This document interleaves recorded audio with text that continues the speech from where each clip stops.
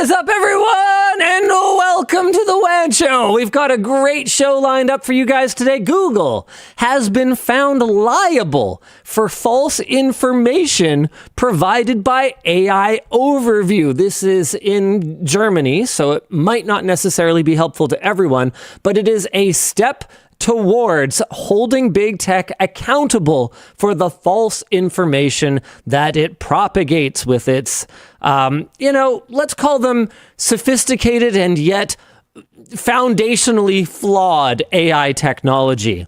In other news, speaking of flawed technology, Donut Labs' solid-state battery has been exposed as a regular lithium ion thanks to some incredible work from one of our fellow YouTubers who I hate it when people do this.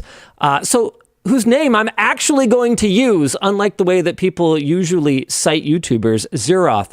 Fantastic video. We're going to be talking about it a little bit later. No, don't you hate that, Luke? When the headline of a traditional media article is, YouTuber does this. Yeah. YouTuber has a name. What else we got this week? You can just tell the Instagram algorithm what you want now, which is actually kind of interesting. And this is sounds really fantastic on the surface and is kind of, but is also terrifying. A Florida hospital is using Palantir to catch sepsis earlier, and it saved 886 lives so far. So is this one of those cases where, like, even a broken clock is right twice a day? Palantir did something that we're supportive of? Well, let's get more into it.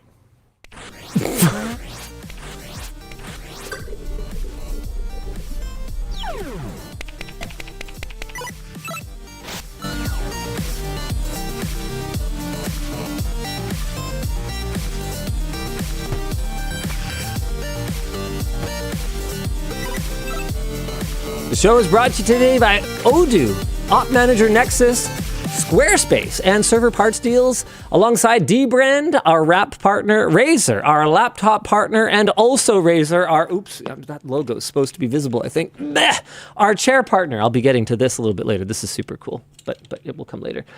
All right, why don't we jump right into our headline topic, which is that Google has been found liable for false information provided by AI Overview. In a potential landmark case, the Regional Court of Munich has ruled that Google, if they're going to, have their product spit out an output based on all of the data that they ingested, some of it legally, some of it seems we're still questioning the legality of it, they're accountable for what it says, which, maybe is a good thing. The same way that newspapers were accountable for what they printed and, radio shows are accountable for what they say. Well, Google's AI is also accountable. Yeah, if you're a mass media outlet and you reach literally millions of people, you should have some accountability for having there be a factual basis to the things that are being propagated. Sure, I just don't know how often that actually applies. It applied to what's his name? You're not going to bring up Alex. You are. Okay, that's where you're going with it. Well, yeah, I mean, it relies on somebody to actually hold you accountable to it in many cases, but there is a basis but there is an expectation that if you are spreading information, that you are responsible for the accuracy of it. The case was initially brought by two German publishing companies after Google's AI Overview presented information about them combined with that of shady companies and online scams, and then drew information that didn't appear in any of the linked sources. Which, I mean, Luke, have you ever experienced that with Google's AI Overview where it goes, blah, blah, blah, this thing, citation, and then you click it? Completely not in there.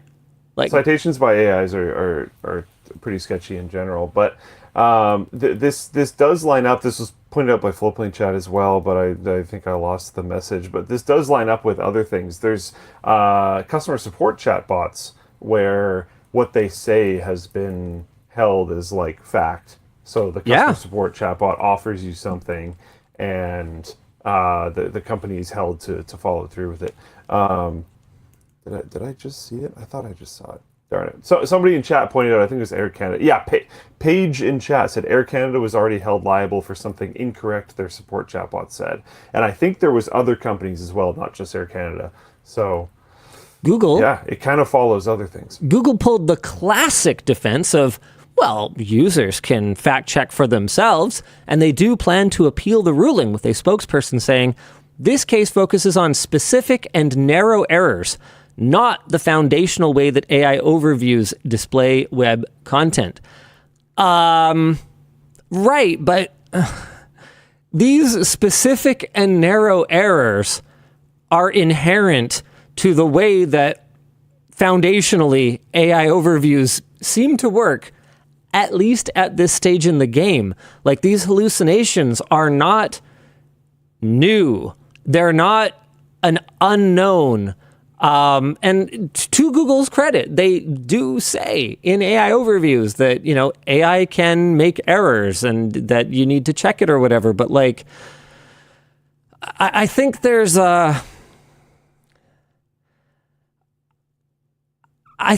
still if we all know, right? It's kind of like it's like what went down with end user license agreements, right? Like, you had these long, theoretically, legally binding documents.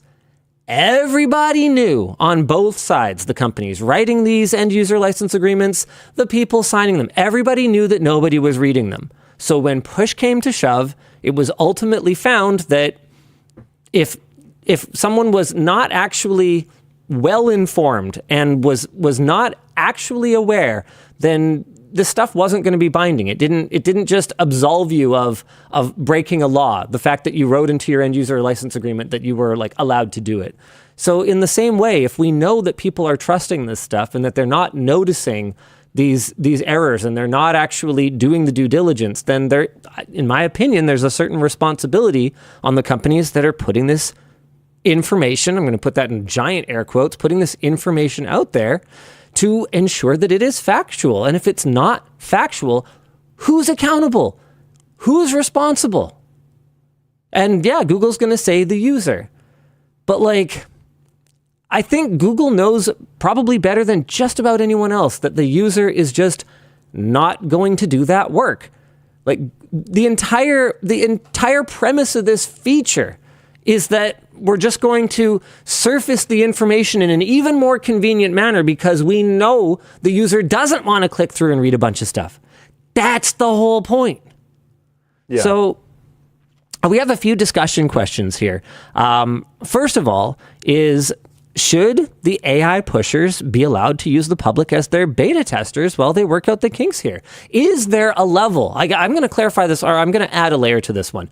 Is there a level of disclaimer that you would consider acceptable so that it could just spew misinformation like this? Like, how beta would it have to look and feel? I'm trying to see what it looks like right now, just out of curiosity. Sure. It doesn't look like there's any flags whatsoever. So above the fold, I just Googled testing, and it gave me an AI overview of the word testing. And before clicking show more, there's nothing. It has the little Gemini icon. It says AI overview. There's the quick summary with its citations, some more information, more links on the right-hand side, but there's no indication that this isn't ready to go. Yeah, I've got, I did the same thing just to make it a little bit easier for the people.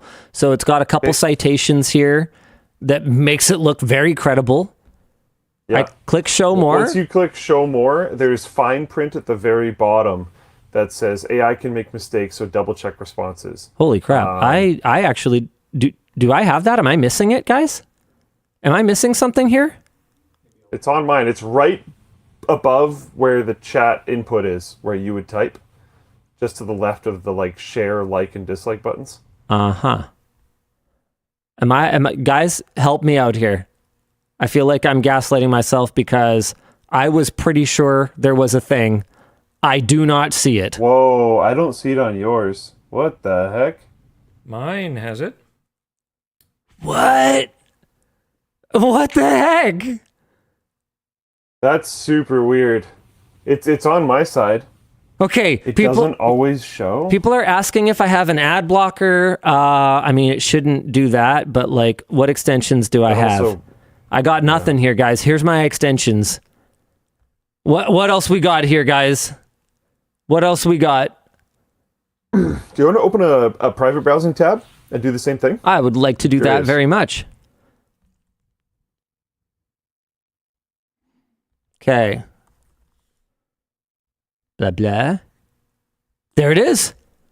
Yeah. Whoa. Okay, so that's interesting. It also moved this interface over to the right. Yeah, it's probably just reactive, but yeah. It didn't need...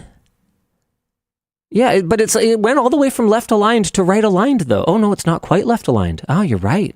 Interesting. Is it even quite right aligned, though? You know what? No, I think... Yeah, no, it's just buffered off on both of them. Interesting.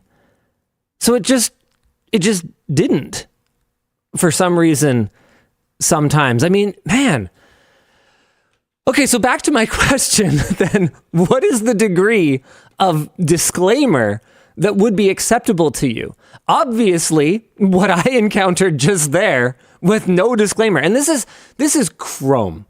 This is like the Chrome-ass Chrome of Chrome browser. I don't even have any extensions or anything. Like, there is no excuse because I'm Googled all the way through the pipeline. So clearly that's not acceptable at all. And honestly, I don't even think the other version that I got in the incognito window, I think you and I could probably both agree that's not enough if it's going to be making like egregious errors like this. Yeah. So what's acceptable fine to you? print that you have to click show more to even see. Like, it's literally not like you can get results that are conclusive results and not see the disclaimer because you didn't click show more. You need to click another thing in order to get the disclaimer. Is like obviously not enough. I think it would need a pretty major badge. I don't look at the AI overview too often, so I wasn't really ready for this, but I was expecting it to, next to where it shows the Gemini logo and AI overview, I was expecting a big, fat beta testing badge. Right, so you want it like right here. Like AI overview, beta, results, Yeah. may contain factual errors and incorrect information. Check all cited links in order to verify before believing anything it says. Would that be enough for you? I mean, I don't like the feature at all, but yeah, I think that would be enough for me. Someone in chat, Mini Catalyst said, "Dumb user here. I didn't know it was in beta." I don't think that it is. I don't think it's in. I haven't seen it. I don't see any indication on the feature that it's in beta. Yeah, I just said beta because I don't know. That's the type of thing that I'm used to flagging, I guess. Right. Speaking for them. So yeah, like I guess don't flag it with beta, but some much more in-your-face thing saying that this information is, man, I'd like it to even say likely incorrect, because I catch the very few times that I've really used the AI overview on Google, it's wrong like a lot of the time. I don't know what model they're running, but it seems not sophisticated. It's fast. Like it really does seem like they're running a pretty fast, pretty light, pretty not thorough model. And the funny thing about it is, I forget what I was looking at earlier today, but I was sitting in script review with Elijah, and maybe this is crazy, but I remember what it was. We were looking for comments. Like, you know how sometimes in our videos we'll do like a collage of similar comments. Like, last time on Tech House, you guys asked, why we scavenged the copper the way we did, and we'll go and we'll put a bunch of comments about that. So there's a really cool new feature in the YouTube dashboard where you can search your comments using AI search for anything that, instead of just searching for like a keyword, you can look for anything about this topic or anything that was critical of Linus's hairdo or whatever. You can search for sentiment now, which honestly, pretty cool and useful feature for LLMs. Anyway, so I searched for something specific. I don't remember exactly what it was. And it crapped out a list of all the comments. And I was like, oh, that's super great. And okay, here, Elijah, when you're going through and you're doing the guidance for this video, here, let me just copy this link to the studio dashboard, to the search result, and I will throw that into the script, like guidance column. And then I was like, wait, is that going to work? Right? Like, I know it'll bring up the dashboard. I know I can link someone who also has access to the dashboard, and I can even link them to the specific page, but is it gonna link that search query? And so I clicked it to check it, and it did, but I was like, hey, wait a second. I think it generated that result again. It didn't cache it at all, which honestly, for something like the YouTube dashboard, wouldn't surprise me that much.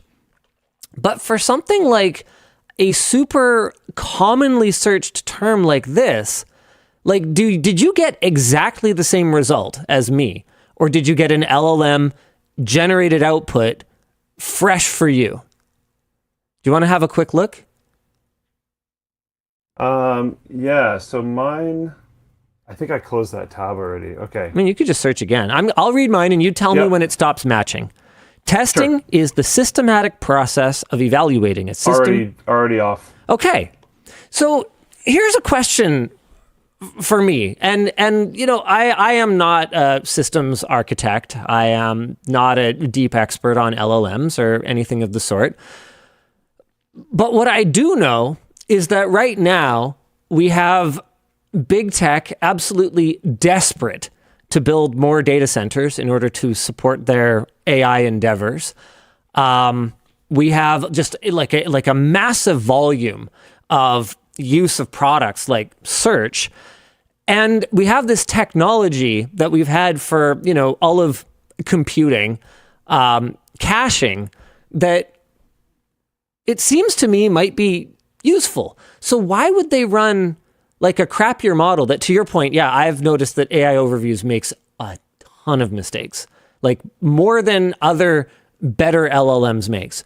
So in order to manage their resource usage, wouldn't you think they would just like cache this?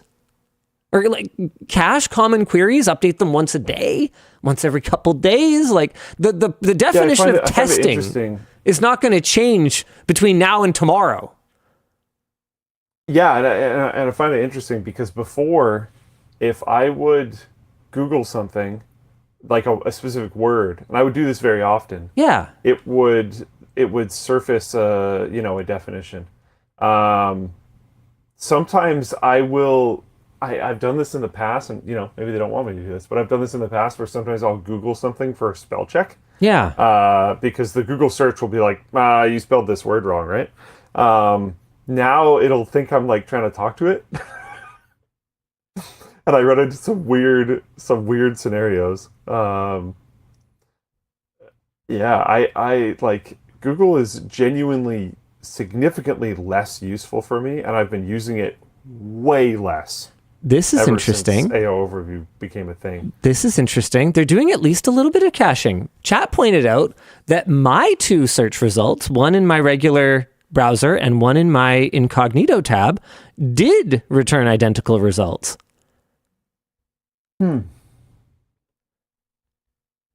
Okay. Interesting. Try a different browser entirely. Okay. All right. I'll open it. Because Microsoft. Are you a Microsoft representative? Are you trying to? No. Well, I mean, you could use Firefox. I don't have it on here. You could use Chrome to get Firefox. I did get the same result. Interesting. Because I know there was this thing recently, I don't know if we talked about it on WAN Show or not, but Google Chrome is reserving like a bunch of space on your drive for AI stuff. And I don't remember if that included things like results and whatnot. Okay. So a different browser getting the same one is interesting.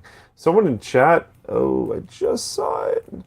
Kuro Setsuna 29 said, I wonder if it's region cache. I'm in a different region. Yeah. That would be interesting. Yeah, that could be it. Because mine goes, testing is the act of subjecting a system, person, or process to experiments, which is different than yours, yeah?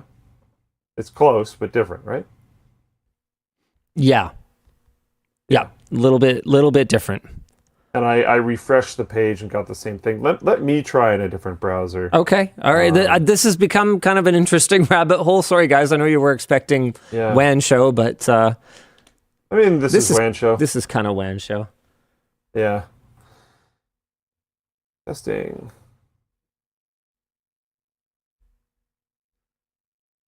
Oh.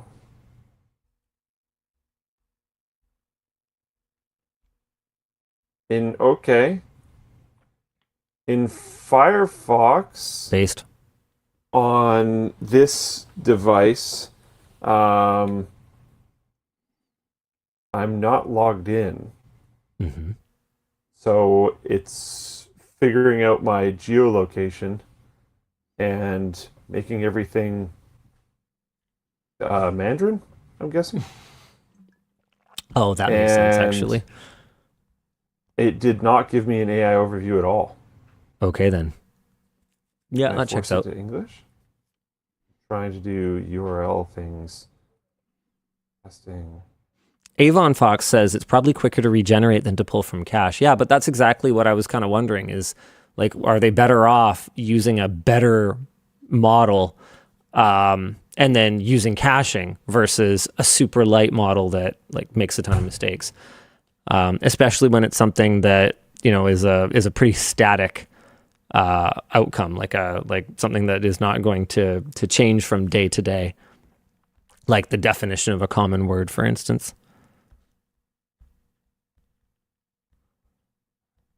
One second here, sorry. There we go. Can I change this? It's also interesting to me that it cites Cambridge Dictionary as its first one with club.ministry of testing, whatever the devil that is, and also some YouTube short. And then when I actually go there, oh, there's an ad. Oh, wow. That's a lot of LTTStore ads. Oh, my goodness. Anyway, nowhere on the Cambridge site is like exactly that definition. And you'd think it would be simpler and less error prone to just give That's me a lot of LTT store That's a ads. lot of LTT store ads, hey? Holy crap. All the LTT I wonder store how much ads. money was just spent spamming your browser with that. I shudder to think. You know, it might have been pretty effective because it ended up on WAN Show, though. Okay, so mine did not match. But I'm wondering if... So I went to specifically a, like, Canadian Google search thing. I didn't actually realize this was even a thing at all. I searched up Google Canada, and it gave me, like... I don't know. If you go to Google right now, does it show a, like, red and white Google logo with the Canadian Soccer Association logo and stuff flicking by? Sorry, this? Yeah. Let me see.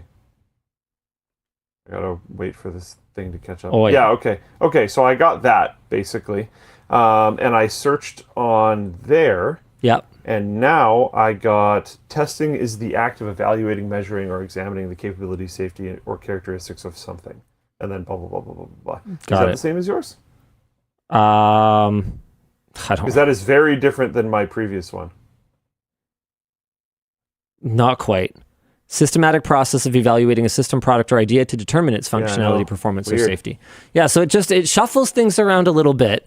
And when you shuffle things a little bit, well, then you introduce the potential for errors. And it just seems to be a feature rather than a bug. And that's just kind of what we're stuck with. And somebody's got to be accountable for it. And, Google's basically saying, hey, well, it should be the user, but I mean, we just, with this, the simplest of tests, searching the word testing, found that it will sort of move things around. It'll cite sources that don't actually have exactly that definition. And it's hard because it's really tempting because it's right there. Like I find myself searching for something and going, right. I can't trust that. Don't look at that. Look under that. Go under the fold and start clicking into things because it's just so convenient. Why don't we jump into our next big topic? You want to pick one? Sure. Let's tackle this because I'm interested in how this is going to go. A Florida hospital is using Palantir to catch sepsis earlier. It saved 886 lives so far. Tampa General Hospital in Florida has used a Palantir built system called the Sepsis Hub. Okay, that's a scary name. It is to save an estimated 886 lives since 2022, halving sepsis-related deaths. The software pulls real-time data from electronic health records, lab results, clinician notes, and bedside monitors across roughly 1,000 patients at once, watching for subtle early signals of sepsis that can get lost on a busy floor. Then alerts a rapid response team, so flagged patients get antibiotics within an hour. It's also cut sepsis patient hospital stays by 30%, which is going to benefit all other problems, basically. Context for why this matters: sepsis kills around 350,000 Americans a year, making it the leading cause of death in U.S. hospitals. Tampa General isn't alone in its results either. A separate AI model called Composer, tested by UC San Diego across 2 ERs, showed a 17% drop in sepsis deaths after going live.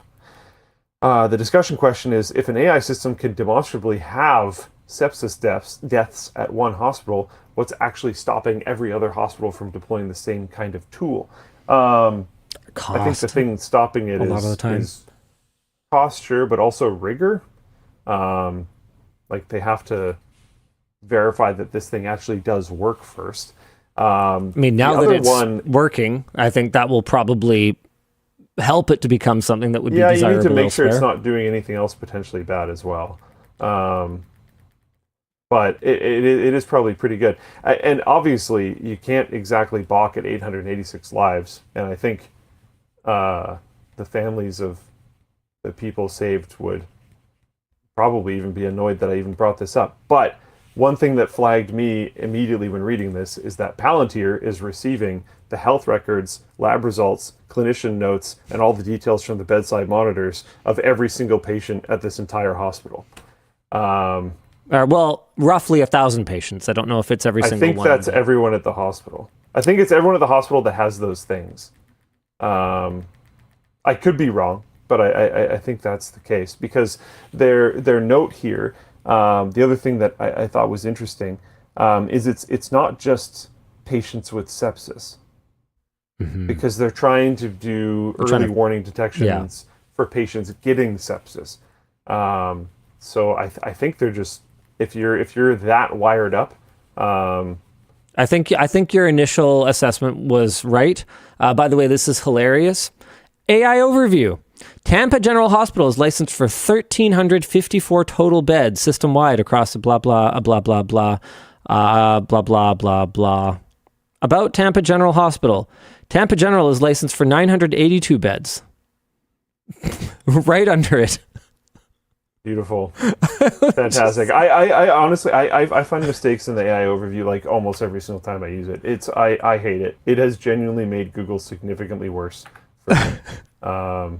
I have seen myself using other tools because Google is worse for me now than it was in 20 2015, like genuinely 11 years ago. Like we've gone so far back that we're over a decade behind. And maybe it'll eventually be better or something, but it's worse than useless right now. But anyways, back to the topic. Looking at Palantir's playbook, they want to own all of the data in the world. They've basically publicly said that they don't want people to have any form of freedom, and that people won't commit crimes anymore when there is genuinely no such thing as privacy, because any government in the world would instantaneously know if anyone did anything out of line. Like they are not good, and I think it's going to be very, very difficult for people to look at this thing that is making a massive positive impact. 886 lives, halving the deaths, and reducing hospital stays for a common and major issue by 30% are not things that anyone can balk at. Those are very serious numbers. Those are exciting things. I mean, anytime you talk, difficult to deny, even to an AI skeptic, one of the first things they'll say is like, yeah, when they announced this stuff, they promised it was going to revolutionize medicine. If that's what it was doing, then I would be fine with it. Like pretty much everyone I talk to who's like anti-AI is like, okay, but if it was this, then it would be fine.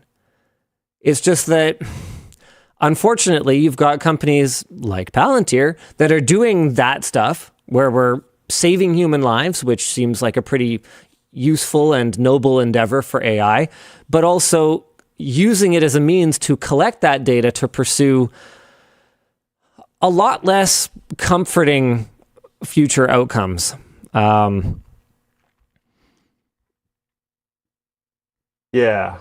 So I think that could be one of the things, back to our discussion question, preventing other hospitals from deploying this same technology. I also think like you wouldn't really have a choice. A lot of times, depending on how bad your condition is, you just literally have to go to the closest hospital. I've heard some weird stuff about the American medical system where like you're out of your insurance capture zone or something, so you have to get driven further, something. I don't know. I'm a Canadian. Our healthcare system does not work that way. But like, this stuff's just gonna be running. Like, I doubt you're, there's a lot of systems built around healthcare and end of life, where like the funeral business is incredibly lucrative because when someone passes, you don't want to seem like a cheapskate. Yeah, people are very unlikely to say no to upsells. That industry makes a lot of money. The healthcare industry is very similar. There is a ton of money that goes into, especially near end of life, because if someone closely related to you is suffering, you are very unlikely to say no to upgrades in care. This is one of those situations where it's like, are you okay with the health records, lab results, clinician notes, bedside monitor access, and probably tons of other things being mass data harvested from your loved one? Oh, also, they might not die if you click this checkbox. A lot of people are going to click the checkbox. Yep. I would wager pretty much everyone. But then that also does lead to the super dystopian futures that specifically Palantir has been saying they want to create. Yvonne keeps asking me what I want for my funeral, and I'm like, I'm dead. Do whatever makes you happy. I couldn't possibly care. Yeah. Monetize it. I don't know. Charge admission. I'm sure there's at least someone who'd want to see me dead. They'll show up. Farewell, inferior tech Linus. Charge admission. Oh my god. I mean, you've heard me say that if you guys catch it on camera, you have to monetize it, right? I have. I was talking to someone about that surprisingly recently, and yeah, I was like, he said that before. I don't know if he still feels that way or not. So do it. Yes, you do.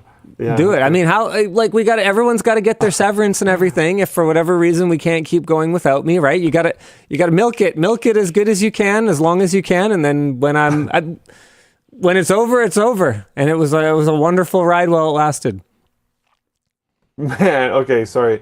Katsune Lane in Floatplane chat said Luke's dedication to Linus is a WAN show delivered live from beside his coffin.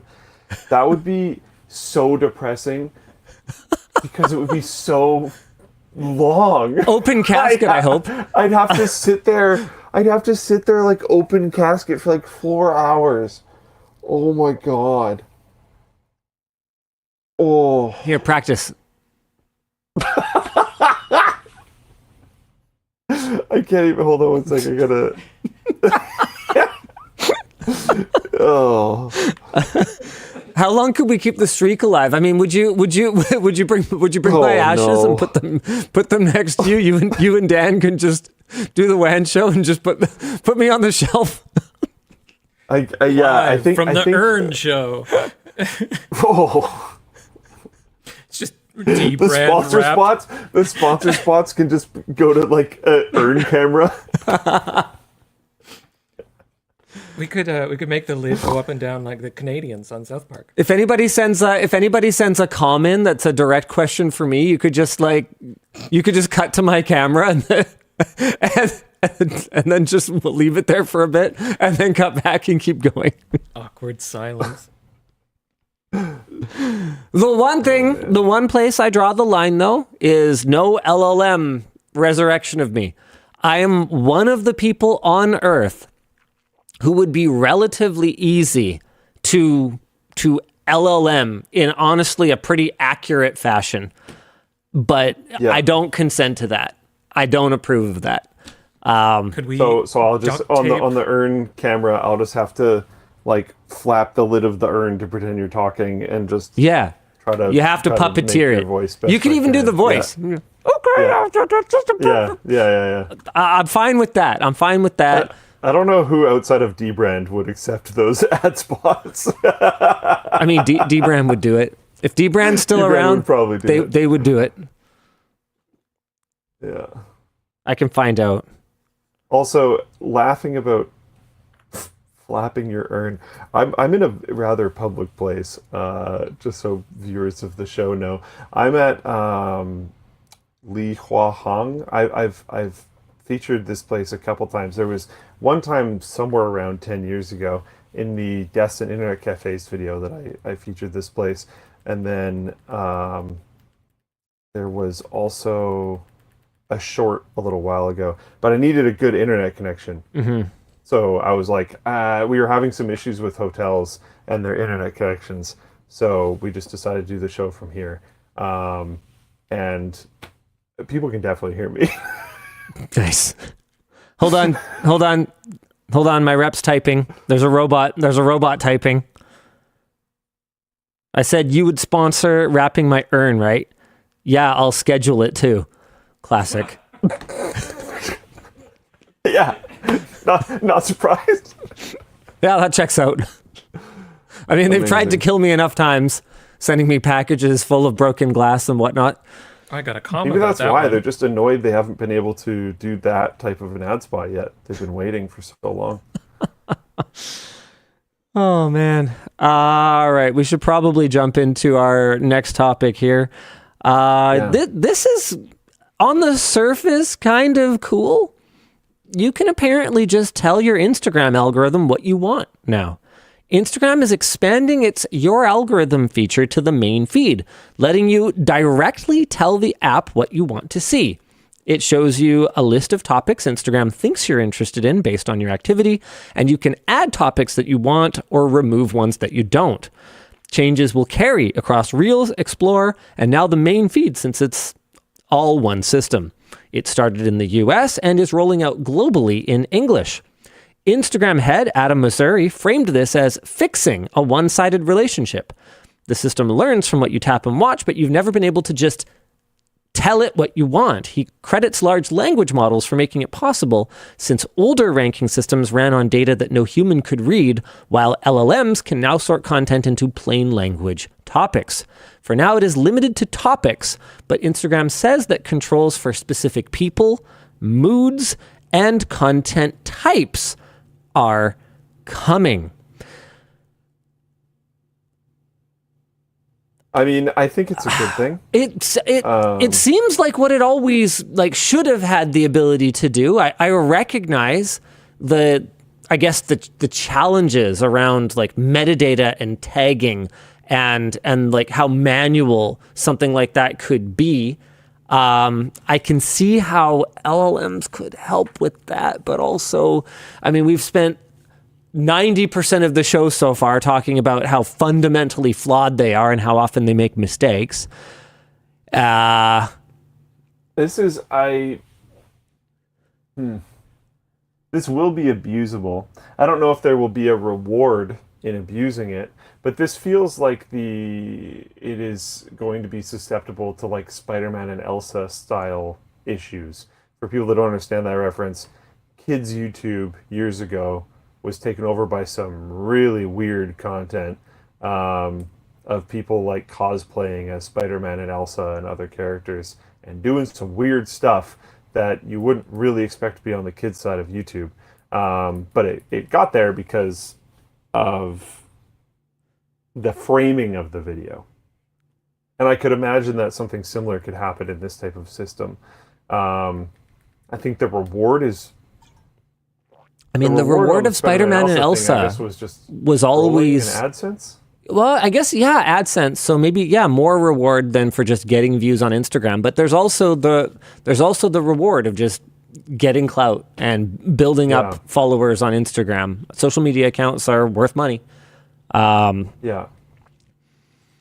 And especially, with automation tools, the ability to create accounts, to abuse these systems, to grow to some threshold, to then be farmed off to, scammers who need plausible looking Instagram accounts, or, whatever the model is. I often find myself very surprised by the things that scammers will come up with. There was that recent one where there was that warehouse of consoles that was farming FIFA card packs or something. I can't remember the exact details of it. I'm not a FIFA guy. Dan, do you remember? Oh, okay. I just assumed you were into football, being an English person and all of that. Oh, cricket. Wow. Like a normal person. Got it. That makes sense. No. I don't go outside. I remember that topic. I don't remember the specific details. I think it was farming throwaway matches, basically, in order to get pack openings, free generating pack openings. I don't know why that benefits them or anything, but yeah. It's interesting. I can't necessarily imagine how you would abuse this. It just feels to me how an LLM would view this content is probably abusable in some way. I don't know to what end, but it feels like it probably would be. I also don't know what kind of... They're even saying you can sort by moods, which is interesting. So is it doing the Linus maneuver, and is it reading the comments? So could you manipulate this setup by convincing your audience somehow to all comment in a particular way? I don't know. This almost feels like something Spiffing Brit should dive into, although he seems to just do YouTube stuff. Based. Yeah, but it'd be interesting. I like the idea of being able to more manually control our feeds. I also respect Linus's dedication to keeping his Facebook Marketplace weird as heck. But if I could just tell Facebook Marketplace that I want it to show me weird things, that would also be nice. Yeah. One thing I think this is good. One thing I've wanted from YouTube for a long time is the ability to tell them what my video is about a little bit, because they can mostly figure that out on their own. But what I really want is to tell them who it's for. Because remember way back when you made, here, I'm actually just going to pull up the video. Come on. Here, this one. You I might did. be able to imagine. Oh, for crying out loud! This one right here. Wait. Installing a video card. How to basics on Linus Tech Tips 10 years ago. This video got absolutely dogpiled out of the gate. Hated it. People were like actually pissed when it launched. So angry. And it there was momentum around it because that was back when the like-dislike ratio was visible publicly. Yeah. So people And it was very negative. saw that people hated it, and then they piled onto it even more, and it created this like death spiral of hatred and negativity around this video. And if you actually just, watch the video, you don't say anything wrong. Hold on. Did it stop? It was people hated it just because it was beneath most of the average viewers of LTT At the time. It wasn't that the information was incorrect. It's just that they were like, it's a graphics card, bruh. Yeah, you just put it in, bruh. But I'm pretty sure we included things like DDUing your drivers and like stuff like that. Like I think it was like decently. No, you did a good job. Presented at the time. You did a very good job. It was lambasted because it hit the wrong audience, like you're kind of saying. Exactly. So what I've been asking YouTube for is the ability, because what's happened is our channel has kind of Michael Bay'd itself, because we can't just make a video on installing a CPU anymore. Because what's going to happen is you bumped your mic, careful. What's going to happen is it's going to jump into the feed of everyone, from someone who subscribed to LTT yesterday to someone who subscribed to LTT 17 years ago. And these folks, your regular viewers, are going to feel like patronized, and they're going to feel like this is a complete and utter waste of time. And what tends to happen is algorithmically, YouTube will kind of go, well, your channel is about, X, and the people who are interested in X don't like this, therefore this is probably bad content. But what I would actually really like is the ability to tell YouTube, hey, this video is not for my regulars. This is not. If this was a new viewers only, basically. Yeah. And I'm okay with that resulting in it potentially doing worse, especially out of the gate. But I don't want it to massively negatively affect the long-term potential of the video by it nuking a bunch of potential views on people who would never click on it. Because if someone's in Floatplane chat or they've just been, I'll meet people at events all the time that are like, I've been watching since the NCIX days. Like, bro, you know how to install a GPU. Exactly. You don't need this. The vast majority of people who have watched more than 1 to 3 LTT videos or realistically any other computer hardware tech videos on YouTube isn't going to need a video on how to install a GPU. But that doesn't mean that a bunch of people don't need that.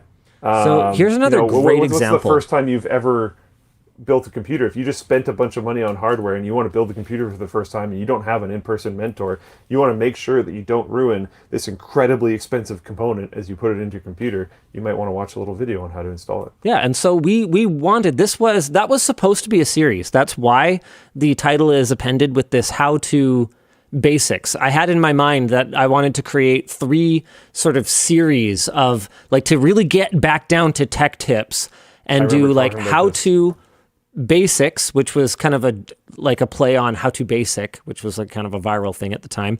And then I wanted how to intermediate and how to advanced. So we would do these tutorials on everything from installing a graphics card to reconfiguring ports on your router to setting up a NAS with multiple tiers of high speed and low speed storage, and we'd kind of segment them out and just create these very evergreen guides.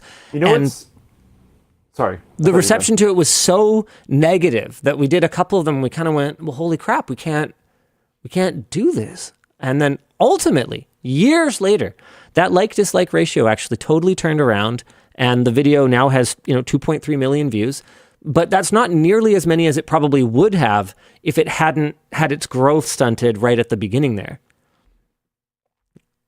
Yeah, it's you know what's kind of interesting is I've heard that the youngins these days, to go back to a previous topic, actually also hate Google search now. Nice. Like Google search just sucks these days. The results are terrible, and the AI search is worse than the auto stuff that they had in the past. Like it's just Google search is just going completely down the hole.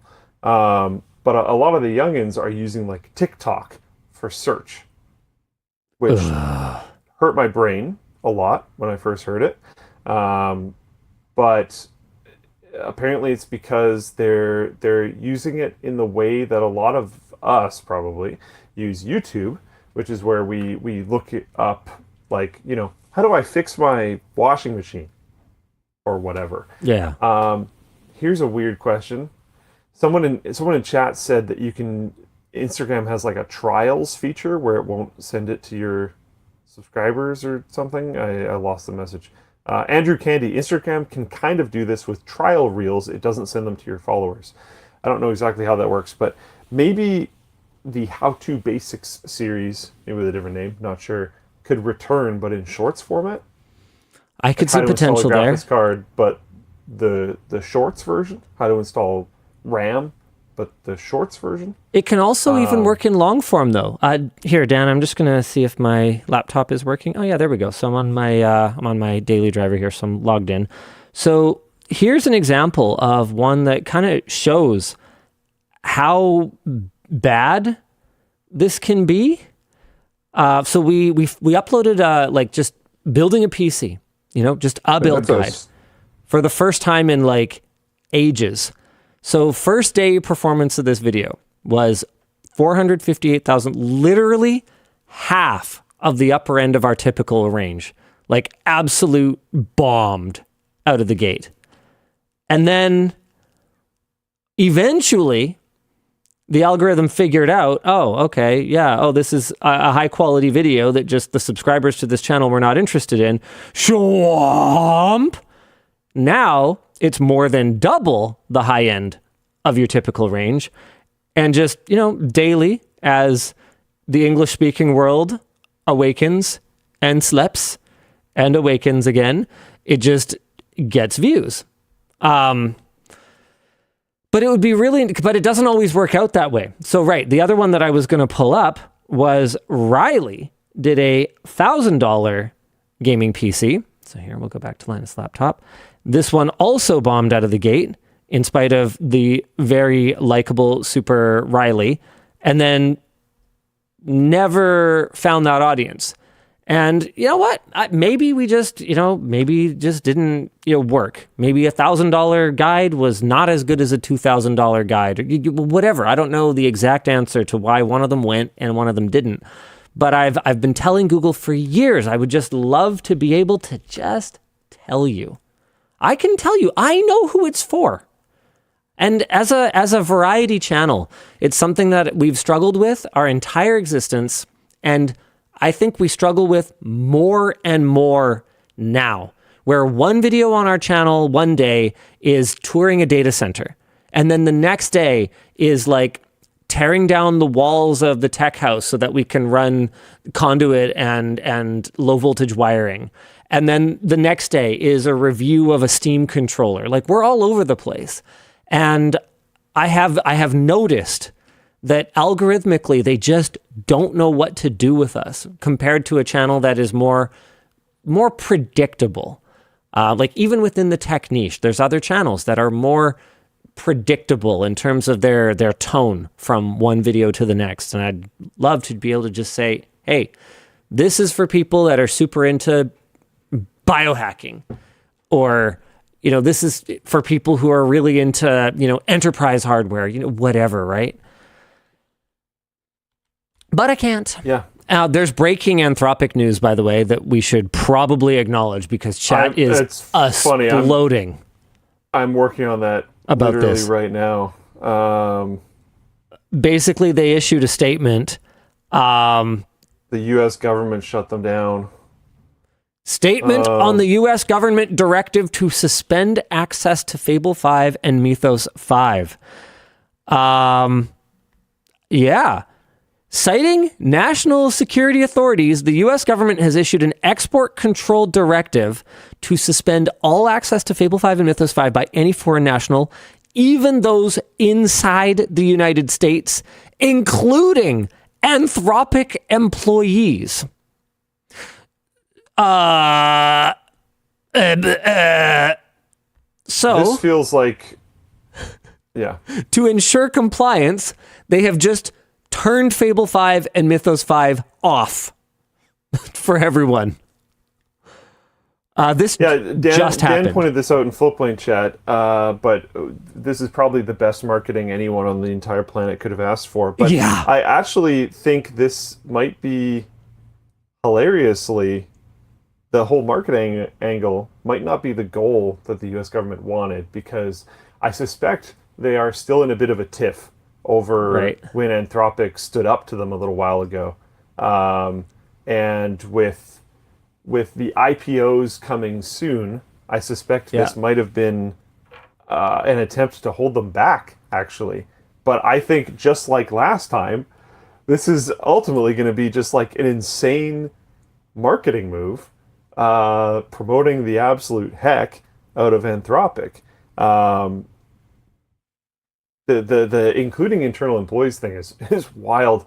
We had Conrad, the guy who makes LTTStore, in regards to development, was in chat earlier saying he used Fable 5 personally, and said I don't want to misquote. I don't remember exactly what he said, but he said very positive things about it.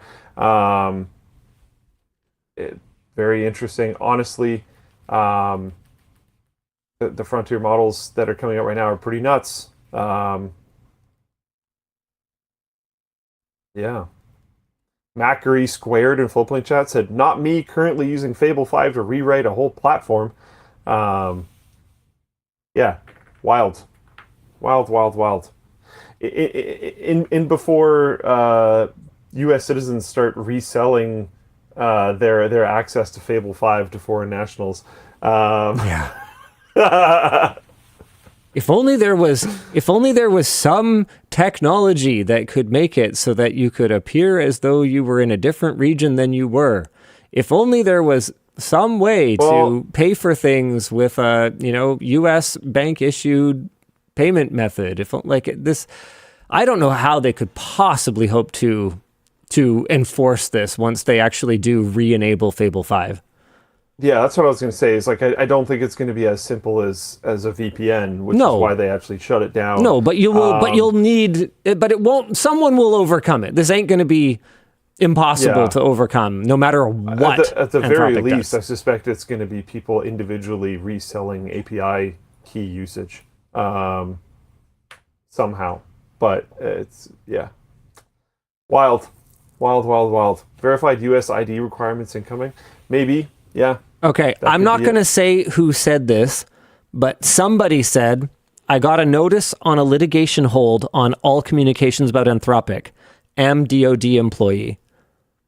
I think you mean DOW. But yeah, for now, DOD. I've heard the Department of War thing isn't official. They just call it that. No, but it like went looking like probably official today. Or yesterday or something. Yeah. Got it. I don't know what's going on with that, but I thought that was kind of funny. Has to be approved by Congress. Okay. Yeah. Yeah. Wild situation. Absolutely wild situation. I think I don't know if we've talked about it on WAN Show or not. But PewDiePie's video on Odysseus. Yeah. It's we've talked about PewDiePie a few times over the years on WAN Show. This is not one of the ways that I expected to be talking about PewDiePie, but he has been doing incredible things when it comes to locally hosted AI and agentic stuff. And his video on Odysseus, his project, which he has open sourced, has 3 million views now. And we talked about this last show, but local models are not are not necessarily, brushing shoulders with these frontier models. No, but they're at very least right useful. now. But they are very useful, and I really think in the same way that with the whole operating system debate right now, my solution is to very happily just dual boot on both of my systems. I'm dual booting on my laptop, I'm dual booting on my desktop, and I'm very happy. I think the prime solution, for me at least, is going to be using both. Saving your API costs on something big and heavy and powerful like Fable 5 or any other crazy frontier model, because in 2 weeks it'll probably be something else that's in the lead. And then for most of your, honestly, probably most of your work, but it really depends on who you are and what you're doing. You can use local models in order to for just not you're incur just dumb bullshit. What's the weather going to be tomorrow? Just to interact with your DIY Google Home that doesn't actually communicate with Google's servers, that cute little robot thing that Nick Harris from the lab had in his AMD Ultimate Tech upgrade. Paying for tokens to run something like that to turn your lights on and off would be crazy. And there's no need to. You just don't need to, because a local model can handle the voice to text, can handle the natural language interaction just fine today.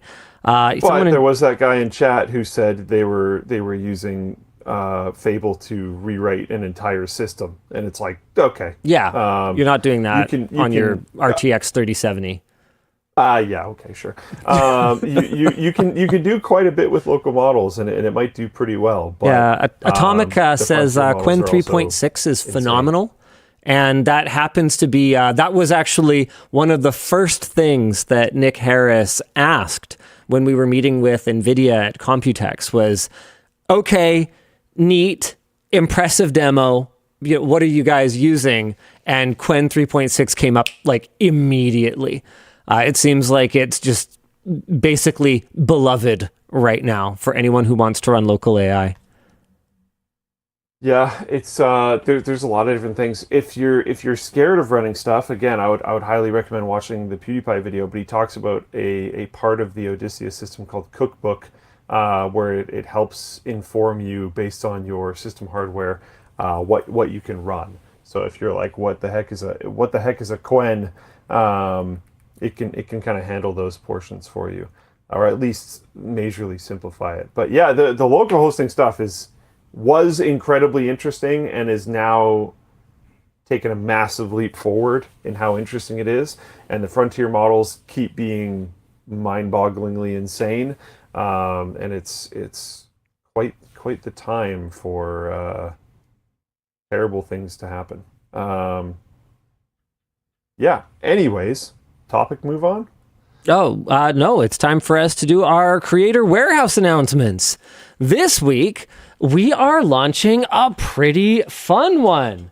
I am legitimately super excited about this one. Okay, hold on. It's time to hopefully not have a classic WAN Show nip slip here. Okay. Oh, shoot, I still have my mic on. Okay, first up is the Map of Cyberia t-shirt. It is a fully hand-illustrated fantasy map where someone replaced all the kingdoms with things like the Great Firewall, Isle of WAN, and the cryptocurrency. Get it? Cryptocurrency? That's pretty good. Hold on. I'm going to go to the Linus cam. This has got to be. Oh man, you guys can't. Okay, you know what? I'm just gonna have to pull it up on the site. Yeah, I'll bring it up on the site. I have to give Lisa from the CW team the vast majority of the credit on this one. She spearheaded this, and just I don't know when it happened, but she just figured out our vibe as a company, our audience at some point. Pirate Bay. And culminated, or maybe she's still cooking. Maybe she hasn't reached the peak yet. But oh my God, the leg access point.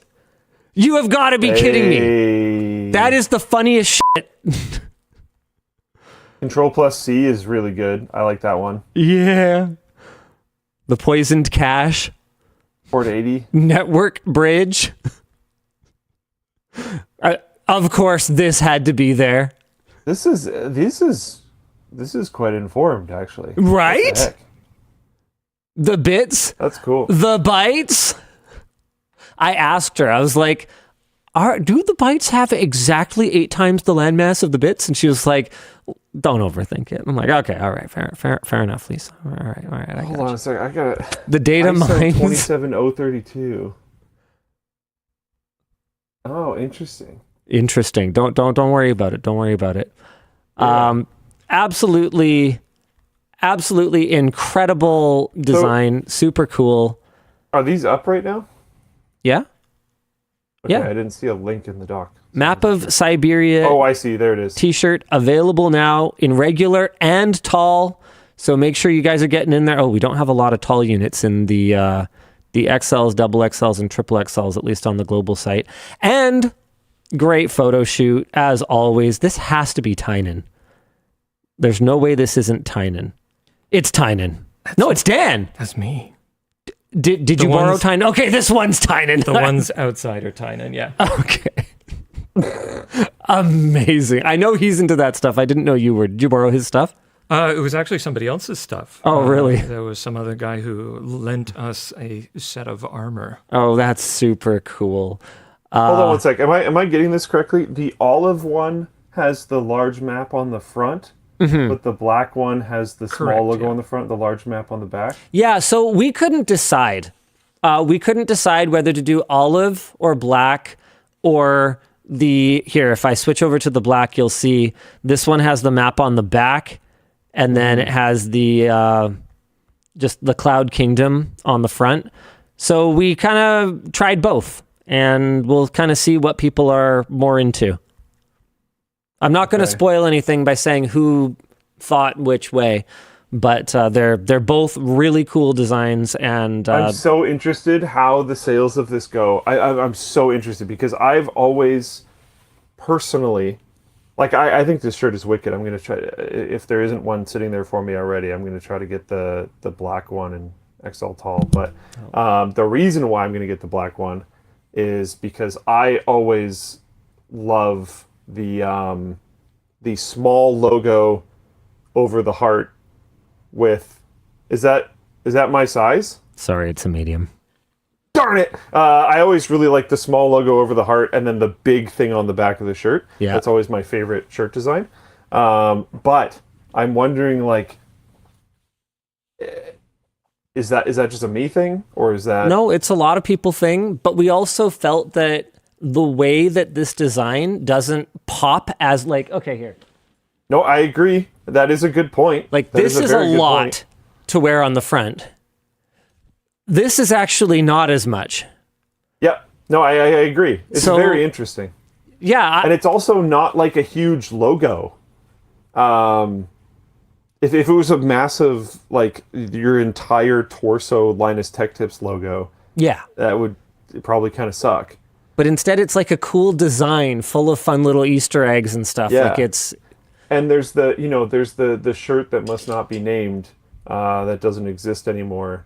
Which and one? that had a big logo on the front. Sleep is for p***s? No, Oh. it was released very recently and then taken away. Oh, that one. Yeah, that had a big logo on the front, and that looked really sick as well. So, like, it's obviously not a hard and fast rule. Yeah. So I am interested because, just like you said, on the olive one, it kind of works. Well,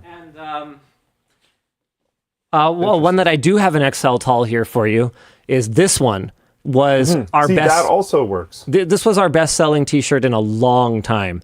So it's really not a hard and fast rule. It's just like No. a generalization that I prefer that setup. But, like, I wouldn't... That pirate one, if you just had a little parrot... it's not showing up in camera. If you just had a little parrot here, Yeah. and then the back said that, I don't think that would be better. No, I don't think that one would quite work. So this is like so it kind of depends. We've been kind of trying to find our stride on like the t-shirt designs over the last little while.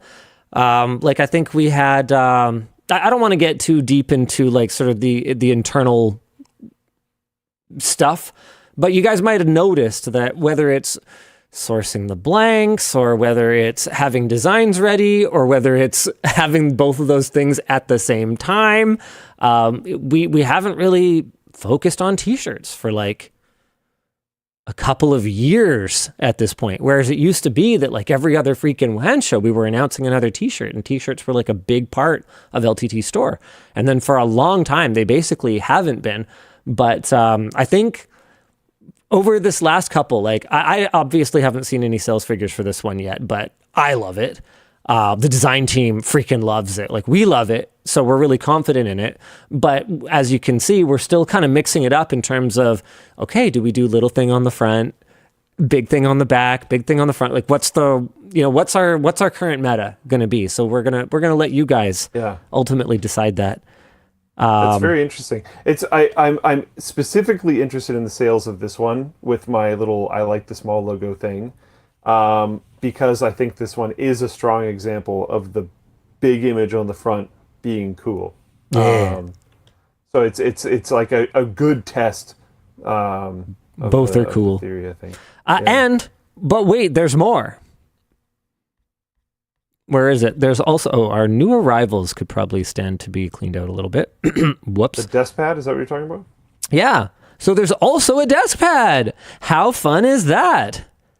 Available in 3 different sizes, 900mm by 400mm, 300mm, or 600mm, depending on your preference. All the same price as you've come to expect from LTTStore. Ooh, hello. From LTTStore. It also looks extremely striking, great quality printing. Got this here. Map of Cyberia desk pad. Oh, Luke is there. Oh, yeah, there you go. Freaking awesome. And of course, nice high quality desk pad, natural rubber stitched edges, etc., etc. Stitched edges. What you would expect from us. Man, they've been having way too much fun at these photo shoots lately. And that's a good thing. One of what?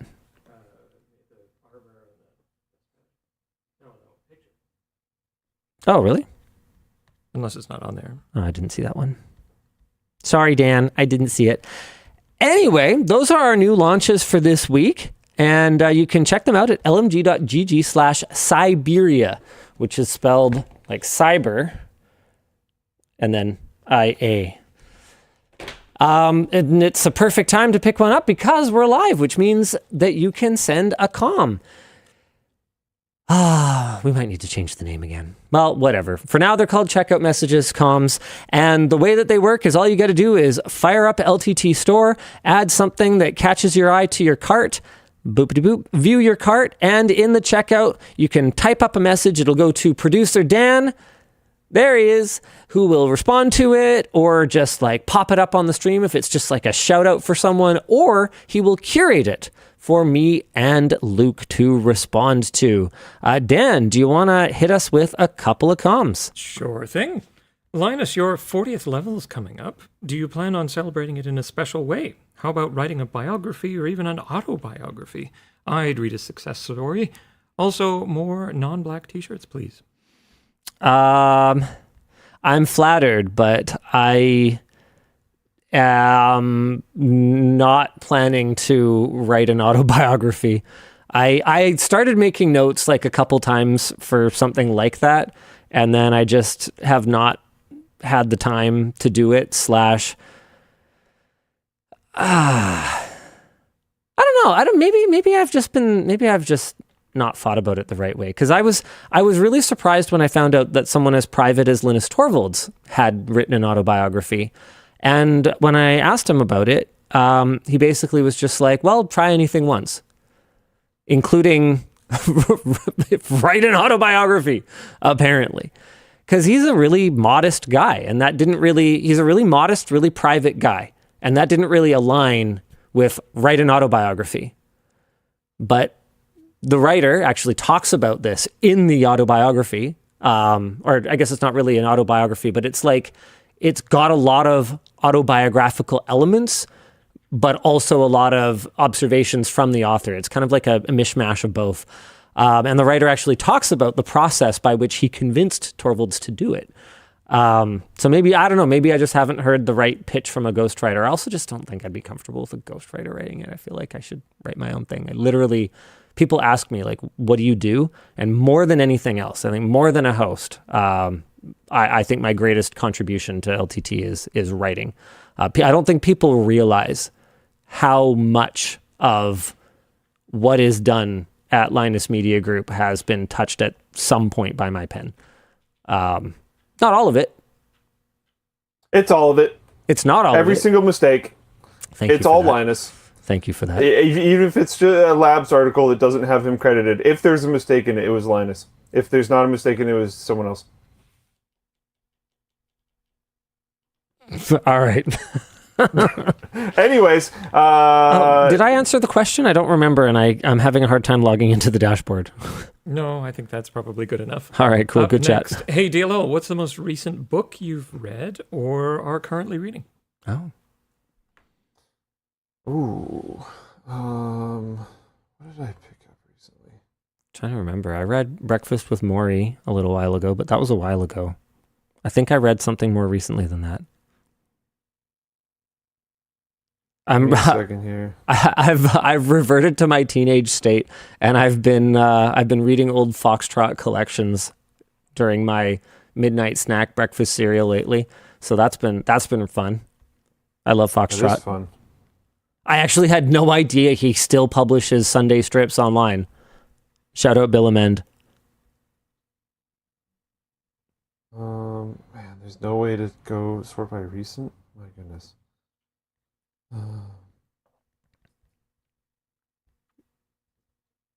I will find it. Give me a second. He's looking up. Dan, in the meantime, read any good books lately? I've still got most of The Prince to finish off. What? I read it back Oh, in college, right. and it was like, it was brutal, and it's still brutal. Reminds me a lot of the world right now. Have you read it, Linus? No, I haven't. Yeah, you can have my other copy if you want. It's bad. It's hard. It's hard to read. Huh? What a sales pitch. It should be read, I think, by a lot of people. But Okay, yeah, that's a better pitch. You should lead with The that. Prince is good.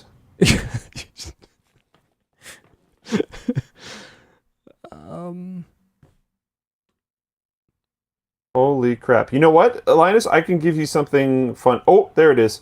Tough and Competent by Eugene F. Kranz. Tough and competent. Is that your autobiography? No, but thank you. Gene Kranz was the second chief flight director for NASA. He looks tough and competent. Yeah. But I haven't actually started it, but I have it, and I'm excited. That's the first step. One small step for Luke's reading list. Yeah. But okay, I guess. Is that question done? I'm Yeah, excited sure. to show you something, and I keep trying to jump to it and then realizing that I'm skipping the topic we're currently on. Sorry. Nice. Solid. This is not an ad. I don't know if these guys have ever sponsored us or not, so my bad if they have. I don't know, whatever. But and I can't send you a link to this super easily, but if you just want to Google it, you've probably already seen it. But 8BitDo Ultimate 3-Mode Controller Xbox. They have a 8BitDo Xbox controller that is translucent green. Have you seen this? I thought you would like it. Ultimate 3 mode. Oh, nice. That looks sick. Yeah. It's really interesting. There's a bunch of... I don't know if everyone just had the same thought at the same time or what, but there's a bunch of translucent products coming out. You can see in the background there, they have a keyboard. They have an 85% keyboard and a separate 10 key, which I think is super cool. Those buttons tend to come with their keyboard, So I'm assuming that's the case here as well. And then they also have the mouse. And then they also have the Xbox controller. It's a sick lineup of hardware, actually. That looks amazing. Officially It licensed looks by Xbox. really awesome. Supported by Apple. Man, 8-Bit Dough has just been crushing. I believe they're Hall Effect joysticks or something. I lost the Hall Effect specs joysticks, here. yep. Yeah. And the triggers are Hall Effect linear. Oh, nice. Okay, the triggers I wasn't sure, but I was trying to find that. Cool. Yeah. There's a switch on the back to switch which kind of device you're connecting it to and stuff. This looks wicked. I don't know. I'm just so stoked on translucent products coming out. I think it's awesome. I'm so happy that it seems like we're exiting an era of everything just being either all black or all white. I'm so happy that some color is entering products again, and that translucent and seeing the interesting things inside the product is becoming a thing again. I just think it's so sick. So dude. Okay. I had a similar experience today. I was working on the LTT for Sony sent over their 115-inch True RGB TV. So it's over in the theater room right now. I had to leave for WAN Show, so I didn't actually get to see it fire up and watch content on it. I have to do that on Monday. I have to wait the whole weekend before Anyway, that's not the point. The point is, I was looking at the remote, and it's a black remote, and I was like, of course it's a black No, wait. Translucent. No, it doesn't. It had little teal flecks in the plastic. Like, do you remember our RGB shirts? How they had those little color tufts in them? Yeah. Yeah. It was all one color, but it was kind of like that. Like, it just had little color flecks in it. And I was like, how fun is that? And how hard was that, to bring back a little bit of color in our lives? I thought it was really cool. I thought it was a nice little touch. Yeah, I think that might actually be a double benefit, because I believe that's often an appearance that comes from recycled plastic. Yeah. So it could be a recycled plastic. It looks great. I think it cool. looks fantastic. I think it looks fantastic. Also, I didn't know this was a thing, but just to be fair, and I'm doing a terrible job of tracking names today. By East1 or Eastone. Posted in Floatplane chat, Xbox is also releasing their own translucent green Xbox controller. If you look up the Xbox 25th anniversary, they have an Xbox wireless controller X25 special edition, and it's a translucent green Xbox controller. I'm a little confused about some of the messaging that I hear coming out of Xbox right now. Like, on the one hand, they need to rejuvenate their hardware business, but then on the other hand, they're saying things like how many Xboxes they sell is gated by production capacity, not by demand. I'm having a really hard time reconciling that. I am also recognizing that a lot of Xbox fans are rooting for exclusives, but I can't help but feel like if they go full exclusive and they don't come to PC, that we're sitting here demanding progress that is actually regression. As someone who has never bought an Xbox and who probably will never bother to game on an Xbox, making games not available for me to purchase on PC is something that I'm going to have a hard time rooting for. With the Xbox install base being as it is, games being exclusive might just mean their death. Yeah. But I also understand that it's a chicken and egg problem, because you're not going to get an install base unless you give people a reason to buy the console, and it sure as heck isn't going to be the Xbox first party controller. What's it going to be? I don't feel like it's going to be Gears 6 either. Or whatever. I mean, you weren't really a Gears kid, though, right? Not really, but I feel like, ooh, is this hot? Is this a hot take? Here comes the hot take. I feel like Gears always played second fiddle to Halo. Well, yeah, I don't think that's a hot take at all, sir. and I don't feel like either series is hot right now. So what? Halo Infinite the second and Gears 6, like I don't know.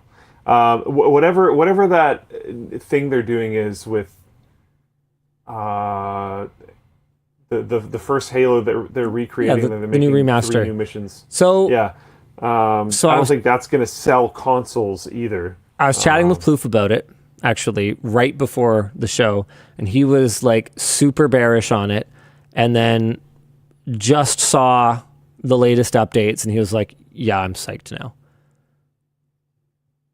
I haven't seen it, but apparently it looks great, like visually. But then also, didn't they have one of the old Bungie guys come out and pretty much say like, "Yeah, it looks great, but it doesn't look like Halo Combat Evolved." So I'm paraphrasing. I'm basically an AI right now. Disclaimer, what I said might not be attributable to anyone. I'm basically an AI right now is a hilarious line. The 3 new missions is interesting and stuff. Don't trust me, bro. All I'm saying, I'm not saying it doesn't look interesting. All I'm saying is I don't know if it's a console seller. I don't know what Microsoft has right now that would be a console seller. People really like Forza Horizon 6.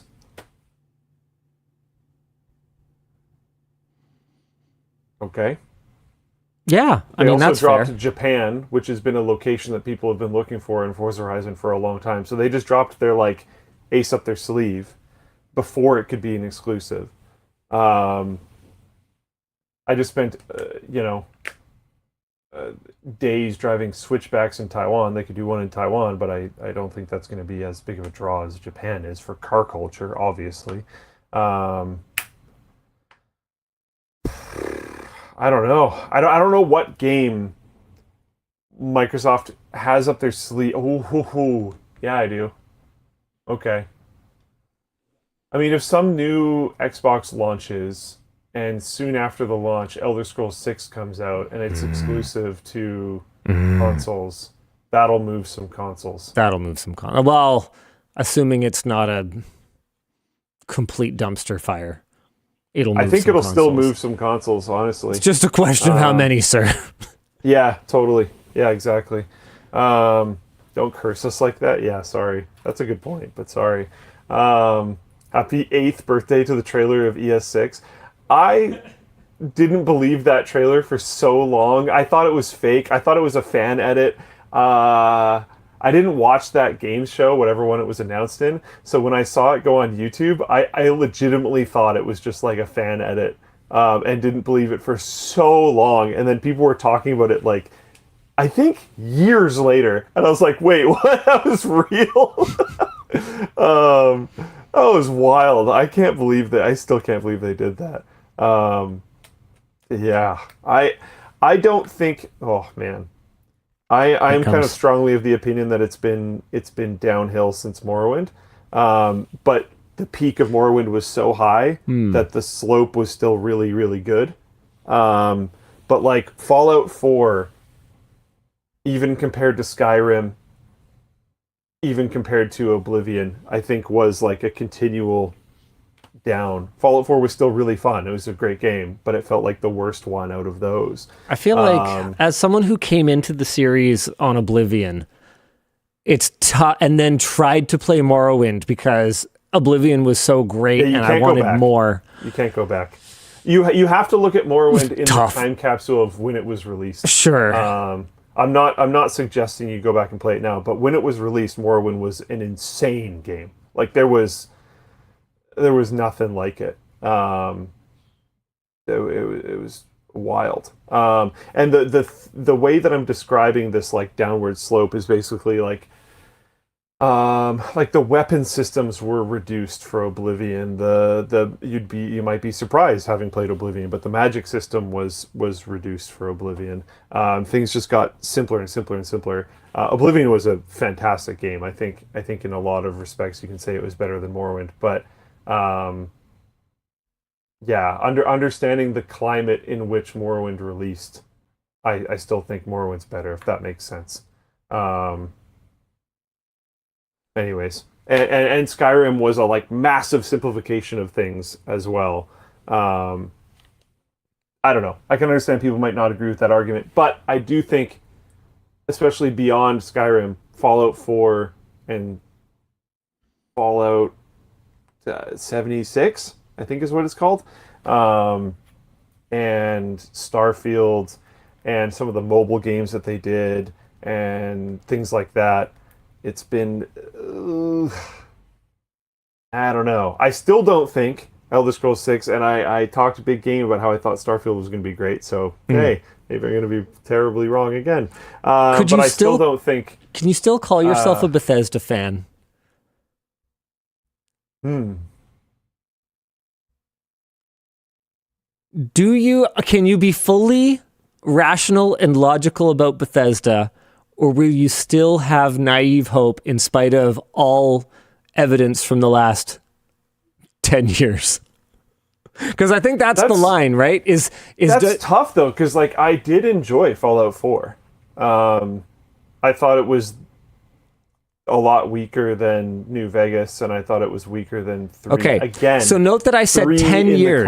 Luke, I said 10 years. I'm trying to remember. Fallout 4 came out 11 years ago. Jesus. No, it didn't. Yes, it did. Actually, 10 and a half years. No, it didn't. Shut up. Holy crap, that's so I just painful. broke him. I broke him, Dan. I'm sorry. You want to know something funny? You know how I've like taken a break from streaming for a long time? I went through my most recent streaming assets folder. It's all Fallout 4 stuff. My taking a break has been a decade. Oh my god. Oh my god. He's dying, Dan. Holy crap. Okay.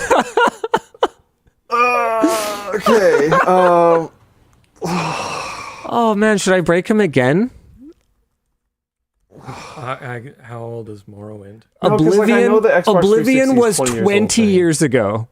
Yeah, because Xbox 360. Like, I knew that one. Okay. For some reason, the gap between Oblivion and Fallout 4 seems so much bigger than the gap between Fallout 4 and now. I don't know why that's true, but it feels like it.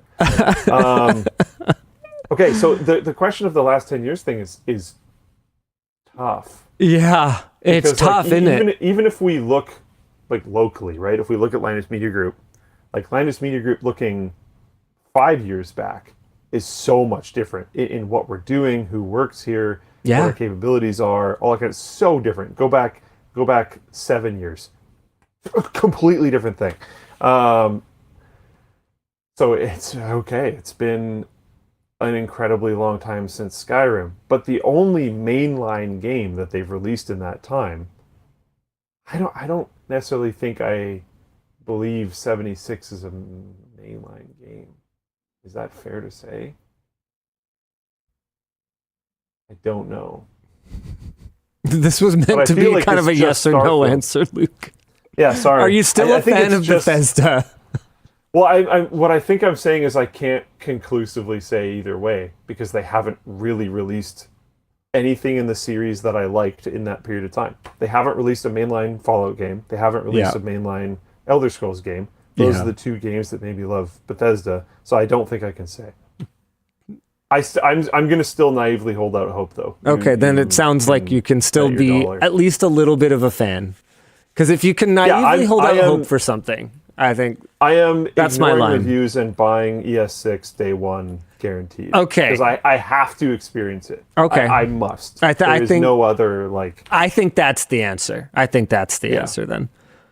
I want to jump into a couple sponsor spots so that, because I'm sure you want to get on with your day at some point. The show is brought to you today by Odoo. Having to cycle between a dozen different tabs and apps when operating a business can have you wanting to jump into a bottomless pit of despair. But not with our sponsor, Odoo. Odoo is the all-in-one business management software that has just about any app your business could need integrated into one platform. You and your team can get projects off the ground with Odoo's designated app, so everyone can stay organized and on the same page.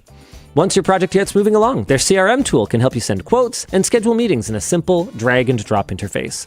And the invoicing app can help you get paid when the time comes, with things like sending invoices and tracking open accounts, and they can be as automated as you'd like. Something that makes Odoo even cooler is that if you only need a single app, you can just use it for free. Use our link for a 15-day trial with no credit card required, or book a demo with their expert team to learn how Odoo can help your business grow. The show is also brought to you by OpManager Nexus. OpManager Nexus is a full-stack observability platform that gives you and your IT team a single, clear view of your entire infrastructure. There's no need to start from scratch. It seamlessly plugs into the Manage Engine ecosystem and the tools that your team already relies on. Whether your org works from the cloud or prefers an on-premise setup, or a mix of the two, OpManager is designed to work the way you prefer. It's built to be deployed quickly and uses customizable dashboards so each member of your team gets the reports and information they need the most. Plus, with a global network of localized data centers, everything stays highly available because they know just how much reliability matters. It's backed with strong data encryption, adhering to industry and regional compliance rules so your data stays protected. OpManager Nexus. Stop guessing and start knowing with full stack visibility. We'll have a link for you down in the video description. All right, Luke, want to pick a topic or two?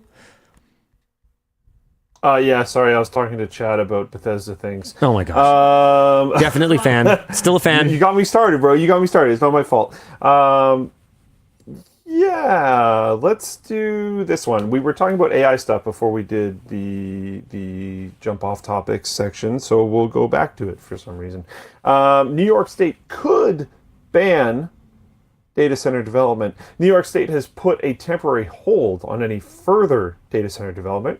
Governor Kathy Hochul will have the final say and must decide before December if the state will enact a permanent ban on all data centers that demand 20 megawatts or more of power. As a quote, this is one of the first times that we're really drawing a line in the sand and saying that as a state legislature, we have the responsibility to make sure New Yorkers are in the driver's seat, said New York Senator Kristen Gonzalez. And then again, to quote, big tech has been used to writing their own rules or not having rules that they have to play by, which is, yeah, I mean, fair enough. I feel like, yeah, it's interesting. I wonder what the...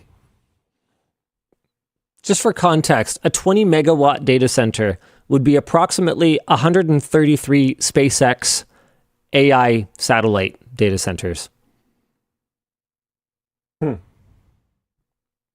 Just throwing that out there. That is pretty fun for context, actually.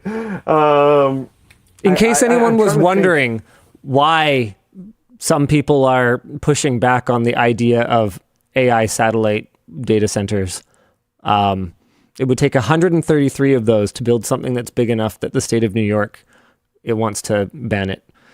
Wants to ban it. Not the orbit of New York. Yeah.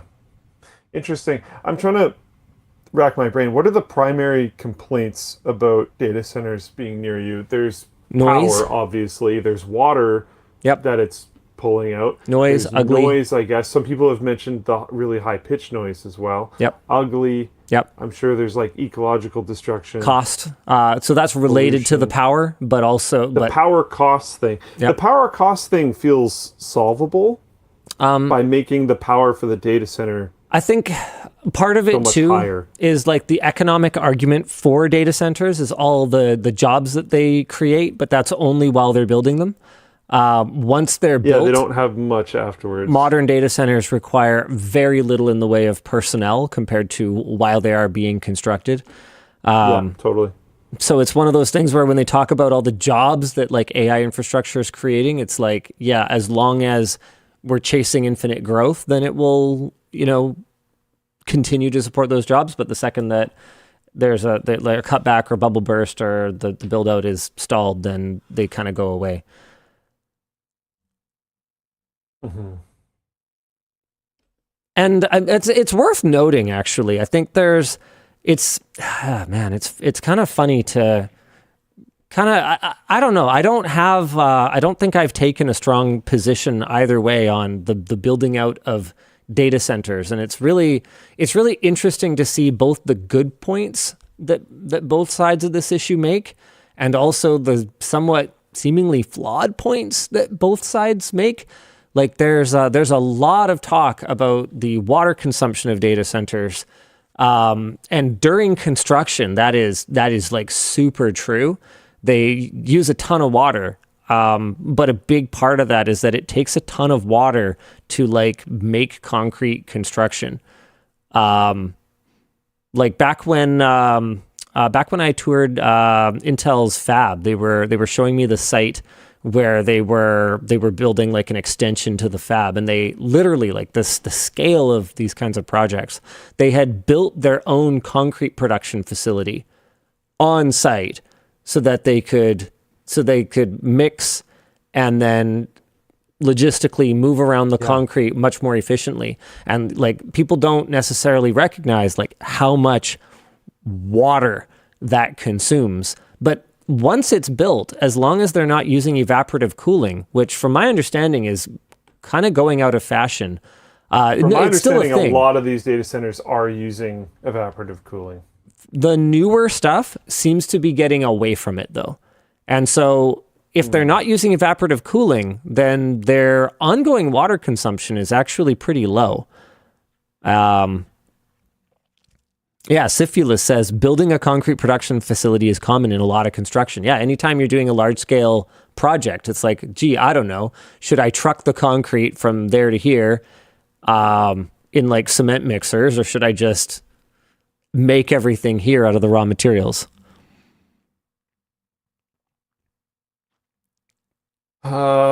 J-Locked said nobody would have an issue with the power issues, water consumption, even noise, etc. if data centers are being used to solve medical mysteries, world hunger, major infrastructure engineering problems, etc., rather than for a few billionaires to spy on us and get even more rich. You are forgetting funny AI cat videos, though. So yeah. And also maybe forgetting that a makes up lot for of it. people are using it to do legitimately useful things. Yep.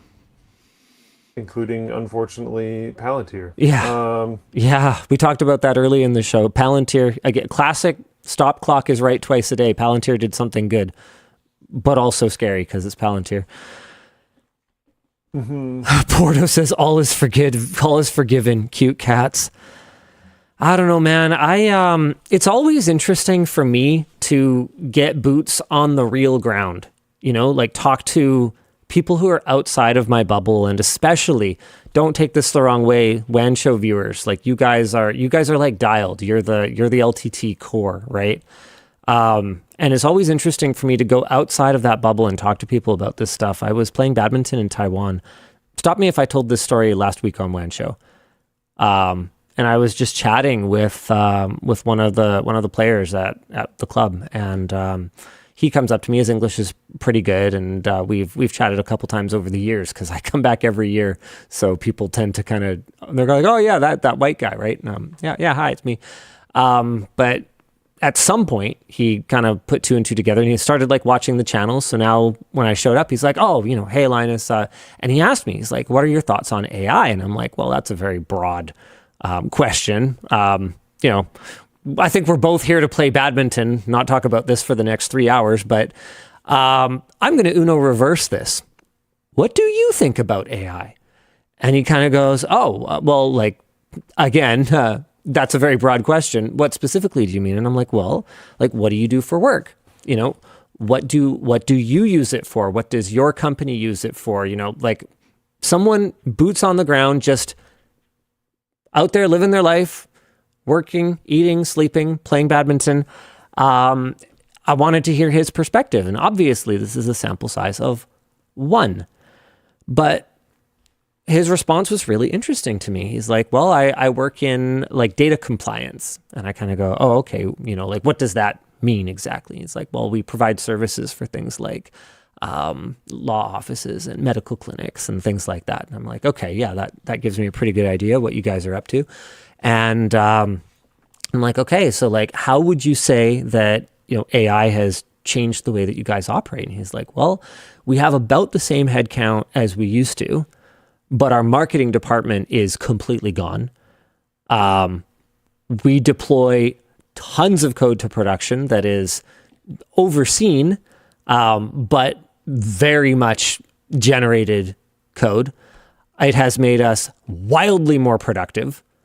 So we have about the same headcount that we did before we started using it, but our revenue and productivity is like massively up. And where I kind of like, I wanted to poke and prod at that a little bit, right? And I was like, okay, what does this mean for the maintainability How are you measuring that too? Of these projects? And like, so, how do you measure that? Well, you measure it in revenue. You measure it in completed projects. Apparently it's like, that's reasonable. Yep. Yeah. And in terms of like maintenance, he goes, well, we're real software engineers. So like, we can do that. But using this to like turbocharge our productivity and, completely just eliminate entire departments, has been something that has been very, I'm going to use finger quotes here, successful for them. And that perspective was, like I said before, it was a sample size of 1, right? So let's not treat it as anything deeper than what it is. But when I hear people say, and this is a really common sentiment that shows up in our comments section, in our chat, wherever, that nobody wants this. I kind of go, okay, but that's not actually true. And I think we could argue all day about, where on the spectrum the people who want it and appreciate it and enjoy it and use it and are benefiting from it versus the people who adamantly oppose it and won't touch it. Like we can argue all day about sort of where that split is, right? But what is objectively not true is that either everyone is benefiting from it and they need to just get on board. That's not true. Or nobody wants this. It's purely negative and nobody could benefit. That's also not true. And so I just I'm still taking a very wait and see approach. We use it for some things internally. We've experimented a little bit more with using it externally. I think that there's absolutely a value to specifically calling out when something is not AI, like this. This mouse pad would have functionally no artistic value to me if a human hadn't drawn it. That doesn't mean it would be worthless. I think that someone probably would enjoy an AI-generated desk pad if it was like, cool and they just liked it. They vibed with it. But for me, like this has an artistic value that is, it's just hard to quantify. How do you quantify that, Luke? Can you quantify it? And how do you properly prove it? That's. I think this is. We've talked about this before. Problem. Like how cottage industry and like Etsy is going to have to move to like selling the live stream of you creating the art, And then how do you prove that the live stream isn't AI generated as well? That whole series gets really weird. But like something I'm kind of running into is there was a game recently that said, I don't know. I think they said that they're using AI stuff for ideation, but they're not going to have it in their finished game. And then they had some. Oh man, this isn't a topic in the doc. I'm trying to go off the top of my head. They had some like playable demo and people found AI assets in the playable demo. And the company is basically like, oh, like that wasn't supposed to be there. We didn't like realize that was there. We're going to try to figure out what happened or whatever. I think employers aren't going to be able to even know if their employees are really using it or not. No. I wouldn't know if Dan was an AI right now.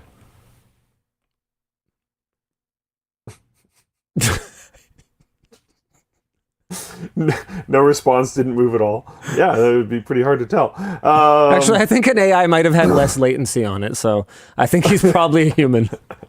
I'm not an AI, Linus. That's actually a pretty damn good AI voice. Now you got to do the like. You're out of. You can't ask me to do that. I can't. I can't confirm or deny. As a small language model. But yeah, it's like even if it's just for ideation, you can't necessarily control it. Someone, maybe they're on their lunch break and they're stuck on an issue and they want to look good for their boss, so they AI brainstorm some junk on their phone. Like you can't. And it's funny, even very anti-AI people are. It's really interesting to watch the conversations about it, because like we've experimented with using a little bit of AI generated stuff in our thumbnails recently. I've seen that. This one was sort of universally disliked for being AI core, except that this is an actual photo of me sitting on that manhole cover. I actually don't know what Sam did with these with the wires. Those weren't there. I'm not sure if he generated them or if he like put some other asset in there. The sign wasn't there either. But what's funny is, as much as people hated those wires, one person, as far as I can tell, one person noticed this. This has been up for a month. That's not me. I noticed that. Then two people did. I'm not just trying to like be like, yeah, that's fine. My own wife, I asked her about this thumbnail, and without prompting her, without like leading her, she basically just started talking about, oh yeah, I think it's, the monitor is cool, or, whatever, but didn't notice that I only have one earring in my left ear. Didn't notice I didn't have braces. Honestly, there's a couple little going problems on with your eyes. I don't know what it is, but there's something going on with your eyes that tells me something's off. Sammy noticed it and was like, "Hey, what's up with this?" And I basically was like, "Yeah, it was an interesting experiment. A human still worked on it." So you want to see something? Sorry. The AI Linus is AI, but actually the cardboard is AI. But I believe the monitor was Sam's work, and then the background is Sam's work. So a human still like composited everything, but that's not me. And very, very few people noticed, which I thought was really interesting. I had a long conversation with Sammy about it, because he's like, look, is this our direction? Are we just going to stop taking pictures of you and just generate you? I'm like, no. Every video that we've done since then is a real picture of me, for better or for worse. Including, this was another one that people were really upset about, because a Gemini watermark was on the original version of it because that PC case was added with AI. But that was the only thing AI about it. That is otherwise just a photograph of me in the PC build corner. So it was just the case that was thrown on there. So what's funny is, like, the things that people thought were AI about this were not the things necessarily that were actually AI about it. The watermark made some people pretty upset, but then we had one where it was literally completely AI generated Linus, and almost nobody noticed because the watermark wasn't there. What's fun about that one, and I've probably just seen your freaking face too much, so I recognized it, but because I didn't clue into it based on the cardboard sign or the Linux logo or anything else. It was just, I looked at your eyes and my brain was like, they're not quite the right color. So it was that. I don't even know what it was. Just something in my head was like, something's wrong. It's like not him. And I don't know if I wasn't necessarily aware if maybe the editors were just trying to like do touch-ups and went a little bit too far or something like that. But for me, my brain was like, it looks like, it reminds me of AI generated lines. So that's a fun thing. I've actually had that conversation with our thumbnail artists, because I found that some of our real thumbnails actually do look a little bit AI. This one's not. This is a real picture, but it has the same eye lightening that might trigger the same reflexive response from you as the eyes in the other one, if I had to guess. Can you like screenshot one of these and then scroll to the other one so we can have both on screen at the same time? I think we can just have both on. That one doesn't make me think that it's off. Like, I don't know what it is. There's something about the eyes in that AI one that I thought this one looked really AI-y, personally. I thought like the crayon in your hand gives me, or whatever that is, the marker in your hand gives me vibes similar to the cardboard on fire thing. So that might have made me think something was going on there, but yeah. You want to see something on the other end of the spectrum here, real quick? Sure, yeah. A content creator I've been enjoying watching for quite a while now, as some like real solid second monitor content. But All yeah, right. bring it up on YouTube. No, I don't think that's a dig. I think that's part of All the right. goal. And I'll lock in for interesting segments. But look up Gotham Chess and look at his thumbnails and show those on screen. Okay, so this is fully embraced Click on the video tab. the AI. Oh my Yeah. God. And it feels like I don't know what it is, because it's been really interesting to me since he started doing this, actually checking the comments and seeing what the sentiment on it is. You guys are usually second monitor content for me. Oh. I don't take that as a dig. WAN Show is like supposed to be second monitor content. Like that's This is crazy. Sorry, Alex Badminton Academy, who I did a collab with a little while ago, just uploaded a collab with TechChoice. That's cool. oh nice. That is cool. Anyway, he's using AI AF in his... He's clearly using. Oh, this guy is. Yeah. Oh, So interesting. this was another example that I wanted to show, but here we This go. is interesting Here we go. because I thought it might have been. See, that doesn't even necessarily. That just looks like he might have done like weird head enlargement or something. No. It doesn't necessarily immediately scream out AI to me. The Gotham Chess one, the commenters seem to be having a lot of fun with it. Like I can pretty much guarantee you, if you go to the Gotham Chess video of him as a sumo wrestler and check the comments, that there will be comments like talking about the thumbnail, but in a either neutral but surprised way, or in a like supportive, this has been kind of fun, his like foray into crazy AI thumbnails way. Here's another completely generated Linus. That is not my racket. Those are not my shoes. I was not wearing shorts. Your head shape is wrong. Yeah. So it's the same here. This is completely generated. Yeah. So some people are just leaning right into it and no one cares, / it's neutral. And then others are using it a little bit and facing a bunch of backlash. I saw Jay's 2 cents was getting lit up on Twitter about using AI on something. I actually haven't looked at his thumbnails recently. The thing that I'm stuck on is I can't tell if it's a creator difference, an audience difference, or a style difference. Yes. Because with Gotham Chess, there's no real question. It doesn't seem like he's trying to get away with using AI to generate his thumbnails. He's playing with it very openly. It's very obvious. He's not trying to hide it. It's kind of fun. And then the audience seems to be vibing with it.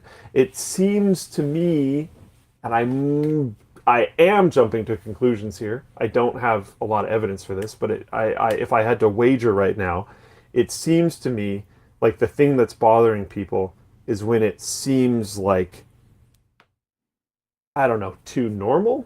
Like when they're trying to, like in the Uncanny Valley.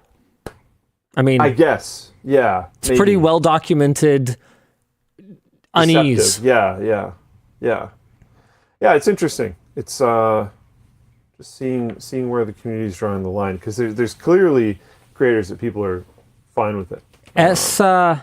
S. John Trombley says, I think it's community difference. I was talking to a VTuber a few weeks ago, and she said you basically get excommunicated if you use AI for anything.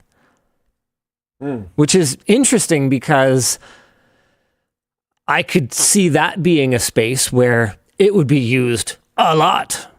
Me too. In some period of time from now, when that sentiment, when someone is the first one to use it a bunch and be successful anyway.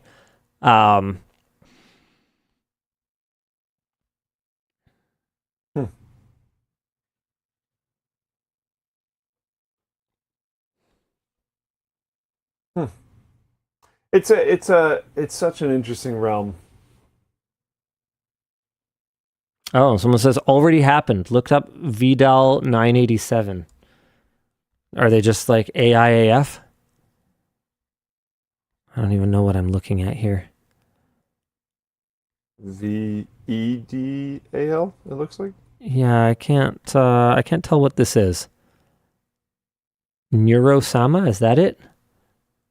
I have no idea. Yeah, I don't think I'm going to be able to figure this out.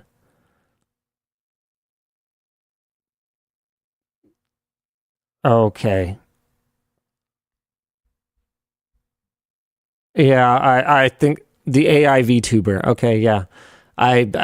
This is a deeper rabbit hole than I think I'm going to dive into live on WAN Show. Thank you for flagging that for me, though. Why don't we jump into another topic here? I don't even remember how we got on the subject. Oh yeah, the New York State could ban data center development. All right, cool. Hey, here's a cool thing that some YouTuber /z did. Ziroth put up an incredible video interviewing a bunch of experts and diving into, I'm not going to play the video because you guys need to go watch it. It's 45 minutes, but it is a hard and fast 45 minutes. I can give you guys some of the top level details, but it's worth watching just so you can dive right into it. It's an amazing investigation into Finnish startup Donut Lab, who made waves at CES 2026, claiming to have a revolutionary solid-state sodium-ion battery with 400 watt-hours per kilogram of energy density, a 100,000 cycle life, and 5-minute charging. So put that in context. 400 watt-hours per kilogram, which would be like 33% higher than a pretty solid lithium-ion cell. 100,000 cycle life is functionally a forever cell.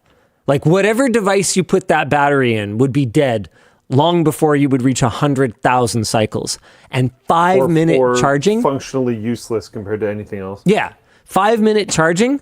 That's nuts. That basically solves it. I mean, oh, hey, Luke, I finally got my motorbike. Yeah, Sammy showed me some pictures. Man, that looks freaking sweet, actually. Here, Dan, I'm showing the WAN? Yeah, I haven't shown the WAN show yet. Wait, how is Dan so far down in my stupid list? Hello? Besser? There he is.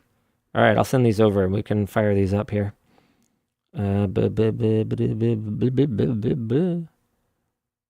here. I'll also fire you over the picture of discovering why my GPU never showed up in my server after all this time, and I finally got around to opening it up to troubleshoot the problem. Okay, so let's do motorbike picture first. So 5-minute charging. I had to fuel up a vehicle for the first time in a while because my car's electric, and so I had my motorbike back, and it probably took me like 5 minutes because I went to that gas station. You know, the one that you have the loyalty to that doesn't have pay at the pump.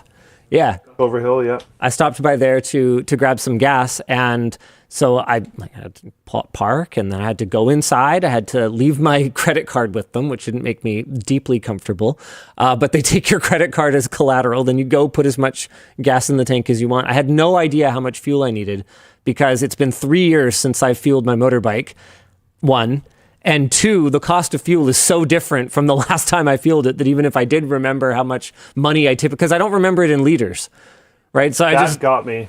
Yeah, I had no idea. I was able to super accurately guess for a really long time, and then some dude who said he wouldn't start wars or something started a bunch of wars. No, I didn't say that. Something, whatever. And now the gas price is insane, and then I can't guess anymore. But yeah, you don't have to. This doesn't matter for the show, but you don't have to leave your card. You can just say a certain amount and then go back in, and they'll refund it. Yeah, but I didn't know, anyways. So I was like, okay, sure, here, take my credit card. I'll put in as much as I can, and then I'll come back and get it. So it probably took me about 5 minutes to then go and fill it, and then go and do the transaction, and then go get back on my bike. So if you could refuel an electric vehicle in 5 minutes. That's functionally, in my experience, so similar to fueling a gasoline car that it might as well be the same thing. A new investigation led by battery researcher Ziroth, pulling in over 20 independent experts, has now concluded that the miracle battery is literally just a standard lithium-ion cell. You'll have to watch the video, but here's a summary of the findings. First up is the voltage curve. The cell sits at 3.7 to 3.8 volts at 50% charge. That is exactly where high nickel lithium-ion cells operate. A real sodium-ion cell doesn't go much past 3.5 volts. Second, and more damning, is the cell expansion data. When a battery charges, ions squeeze into the anode and make it swell in a predictable pattern. A graphite anode produces a distinctive kink in that expansion curve around 50 to 70% charge. The donut cell shows exactly that kink, which is impossible for sodium ion because sodium ions are physically too large to fit into graphite. Don't shame it. Researchers compared the combined evidence to having both a fingerprint and a photo of the suspect. Real-world capacity also came in at about 298 watt-hours per kilogram, which is decent for lithium-ion, but nowhere near the 400 that was claimed. Also, the structure behind this thing is a mess of shell companies. The tech traces back to a German firm called CT Coatings, whose patents include things like screen-printed paving slabs and warning triangles. Nordic Nano was supposedly manufacturing the cells, but reportedly never made a single battery. Donut Lab handled the selling. The company raised around $25 million from over 1,300 mostly small investors, which is really sad. These are regular people who put in anywhere from $3,000 to $23,000 each, and then they inflated their valuation to $1.2 billion off of CES hype. Finnish financial and criminal authorities are now investigating. It's nice to hear that there are countries where misrepresenting your product is an actual crime when you take money from investors. That's pretty cool. Our discussion question is, venture capitalists probably would have caught this with basic due diligence. I mean, yes and no. There's Elizabeth Holmes, right? Yeah, but whatever. So the company went straight to small retail investors who couldn't do that. What does it say about crowdfunded tech that the people with the least protection are the ones left holding the bag? Usually it doesn't work out this way, but boy, when it does, is it ever a giant boatload of suck. Isn't that sort of always? Okay, let's go back to the... I think I understand you were saying something different than the path I'm going down, to be clear. But okay. If we go back to like the NCIX closure, like the banks and stuff get paid out first, right? Like the really big players. Yeah, it's a different thing, lawyers. like bankruptcy proceedings versus like venture capital. Okay. But a lot of the time, the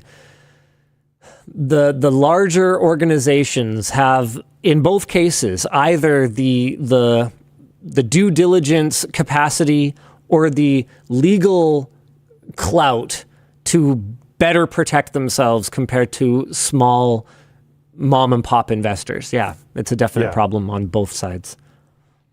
Yeah. Anyway, super disappointed to hear about this. I never claimed to know enough about cell chemistry to have taken a strong stance one way or the other, which is, which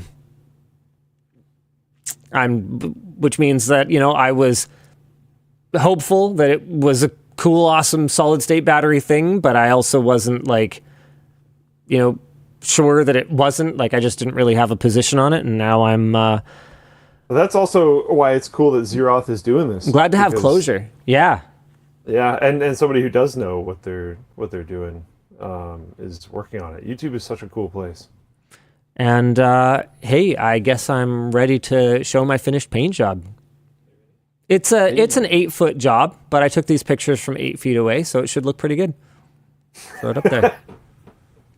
So that's it. Damn, that's actually so sick. That's it. I saw them on Sammy's little phone, but they look way better full. This is kind of in the shadow away from the sun. You can really see on the front wheel how there's kind of a bit of a color shift to it. So yeah, Dan, do you want to go ahead and there she is. So same here. You can kind of see how it looks little bit. This is more in the sun, so it looks a little lighter toward the back of the bike. This is just like pictures on my fold. Yeah, there she is. The shop did an amazing job of putting her back together. There's a lot of problems with the paint job, like I said. Not least of which is that there's some adhesion issues between the white paint layer and the primer that are going to make it not last that long. But for a 2003, boy, does she ever look pristine right now. New exhaust. Awesome. Sounds amazing. I'm not normally like, oh man, yeah, you should check out my exhaust. Well, it sounds so good. I'm not really that type, but they managed to do what I was. You can take it away. Thanks, Dan. They managed to do what apparently I was the very first person to ever ask for.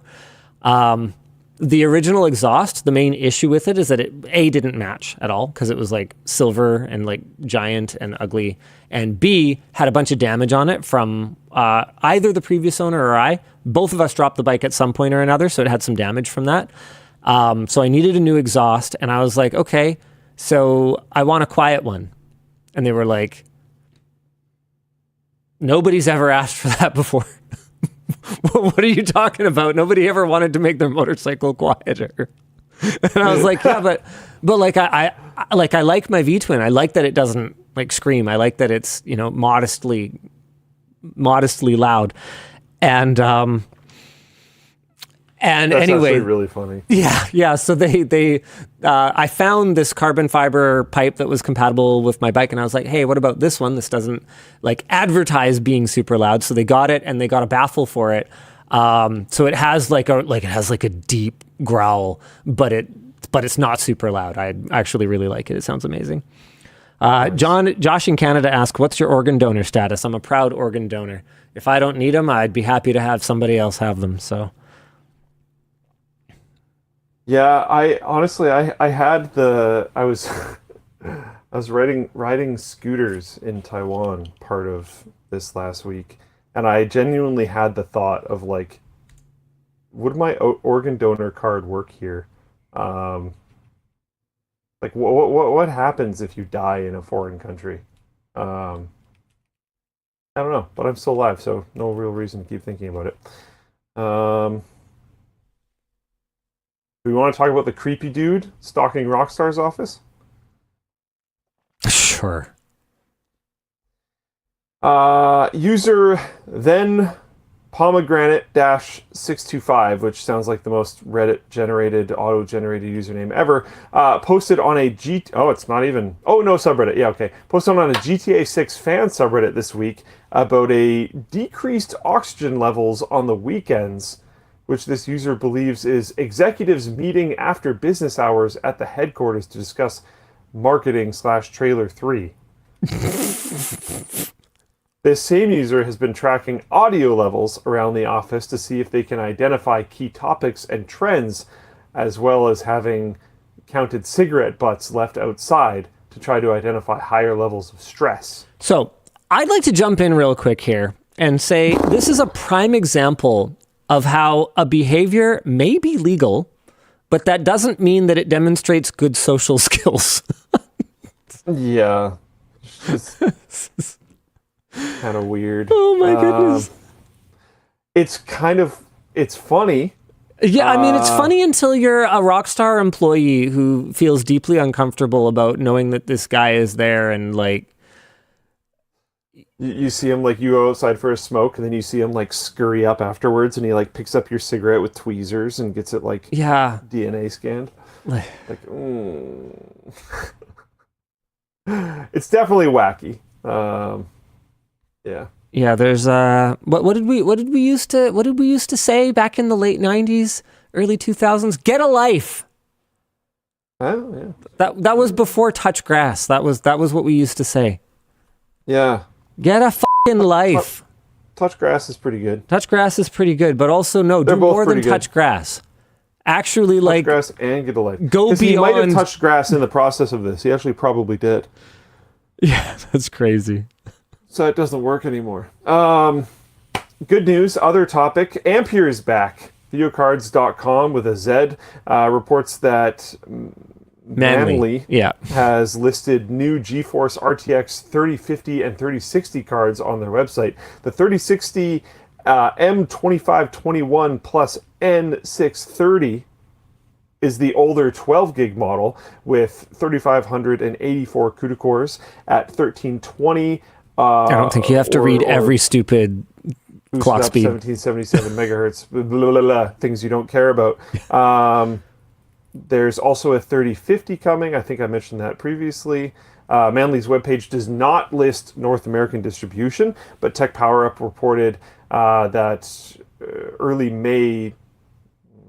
But a Tech Power Up report from early May names ASUS, Colorful, and MSI as partners in at least the RTX 3060 resurrection expected later this month. The likely reason for the 3000 series returning versus the 4000 is foundry availability. The 3000 series GPUs are built on Samsung's 8nm node, while the 4060 shares the same Nvidia 4nm node as the 5060. So yeah, that does make a lot of sense. I think that's a typo. I think they mean TSMC rather than Nvidia there. I'll fix that for you. So just for context, the 3060 12 gig originally launched in 2021. Yeah, it's still a pretty capable card though. But how sad is that? That it's been 5 years and that is that video out? And that the 3060 12 gig would be an acceptable gaming GPU today. No, I I remember when we used to get new GPUs every year instead of waiting 5 years for, what did we get, 2 generations in that time? And with no 6000 series on the horizon, I don't think there's any rumors swirling, which basically means we're 6 to 12 months out, at least. There's a video coming from I'm going to be incredibly vague here, a creator who like charted a bunch of, I'm going to have to just keep being really vague because I think it's not out yet. A bunch of things that have been happening over a bunch of years. No, it's not that one. Yeah, I don't think it's out yet. But it's rough, man. Since it felt good, basically. It's been bad. What a boring, obvious statement, but it's like even worse than I thought when you see it charted out. This sounds like a Paul video. I'm calling it. I don't know. I can't say. But 3060, I've talked so many times on this show about somebody running Arc Raiders on a 1080, and then you get to a 3060, and now you've got some ray tracing going on, and some of the new software features and stuff. A little bit of ray tracing. A little bit. Some light ray tracing. DLSS. A little bit of things going on here or there. 12 gigs of VRAM should also really help. Yeah. The 3050, I know. People need affordable options, but the 3050, mostly because of the VRAM, really feels like it starts to become... That's a pretty underpowered card today. Yeah. 3050 6 gig is we're getting dangerously close to modern iGPUs being somewhat competitive. Totally. With it. Yeah. So that's a lot less interesting to me, but that 3060 12 gig is a serious card. You can get some stuff done with that. That's not too bad. Yeah. I'm supportive of this overall. Anything that makes GPUs more plentiful and or more affordable, I am all for. I wish this wasn't the solution, because this is effectively Nvidia scrapyard wars. We're manufacturing old GPUs instead of going on Facebook Marketplace to obtain them, but fine. It's the fabled just buy everything from the store scrapyard wars. Yeah. If this is what it takes to get slightly more affordable GPUs, then I guess I'll take it. Well, I think one thing that I'm really hoping to come from this is just that people that just need a GPU that, say, has 12 gigs of VRAM and can do a few things, there will be more options for that, because if there's more total output of graphics cards, people that need at least that amount of performance will have more options. Hopefully that'll ease up the used market, do some things, help prices here or there. Yeah. Will any of that actually happen? Kind of doubt it, but I can hope. Hey, here's a fun one. Nintendo of Europe to pay 35 million euros in fines due to Joy-Con drift. In response to faulty Joy-Cons, a complaint from a French consumer organization was filed claiming that Nintendo of Europe misled customers by failing to disclose Joy-Con controller defects transparently, which caused consumers to buy unnecessary replacement controllers. Nintendo has agreed to pay 35 million euros, about 40 million US dollars, after a French regulator found them liable. Nintendo of Europe said in a statement that it did not intentionally mislead customers, and that this settlement does not constitute an admission of guilt and reflects only the amicable resolution of legal proceedings. According to a UK watchdog, over 40% of Switch Joy-Cons have experienced stick drift. It is remarkable to me that a company the size of Nintendo managed to not fix that. Yeah. I don't... Pretty wild. I don't get it. And like that, my own experience with Joy-Cons backs this up. Like, I think over 40% of our first generation Joy-Cons drift now. And it's not like they've been used super extensively. Like they've been used, but I think 3 of us have like finished Breath of the Wild. My son played one of the Pokemon games on Switch. Like there's maybe, if I were to add it up, like 400 hours of gaming across 3 sets of Joy-Cons. Like, it's not a ton. Pretty rough. Unique username says 60% of people have a life outside of playing Nintendo games. No, because you don't even have to play that much for them to break. Oh yeah, I guess so. They have a life that basically does not include Nintendo games, because it's from my understanding, it's like a fundamentally flawed design, right? Like it will drift. Is that correct? It's just a matter of when it dies. I think so. Linus explains joke makes it not funny. Sorry.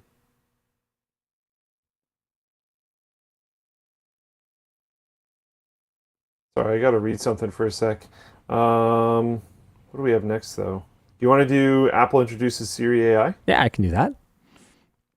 At WWDC on Monday, Apple announced its second attempt at Apple Intelligence, which it is calling Siri AI, but it's Gemini under the hood.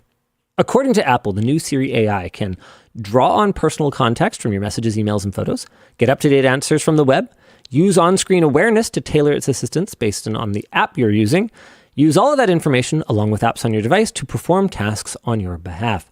Craig Federighi took a pointed shot at other AI companies during the keynote, saying some are racing forward, seemingly pursuing AI for the sake of AI without clear regard for the people it's meant to serve. But according to Craig, Apple's approach is to focus on making AI that improves the lives of their customers. Apple also attempted to differentiate themselves from other companies by saying that everything is built privacy first, with anything that leaves the device handled by private cloud compute, which the company says does not store or share user data and can be audited by outside experts.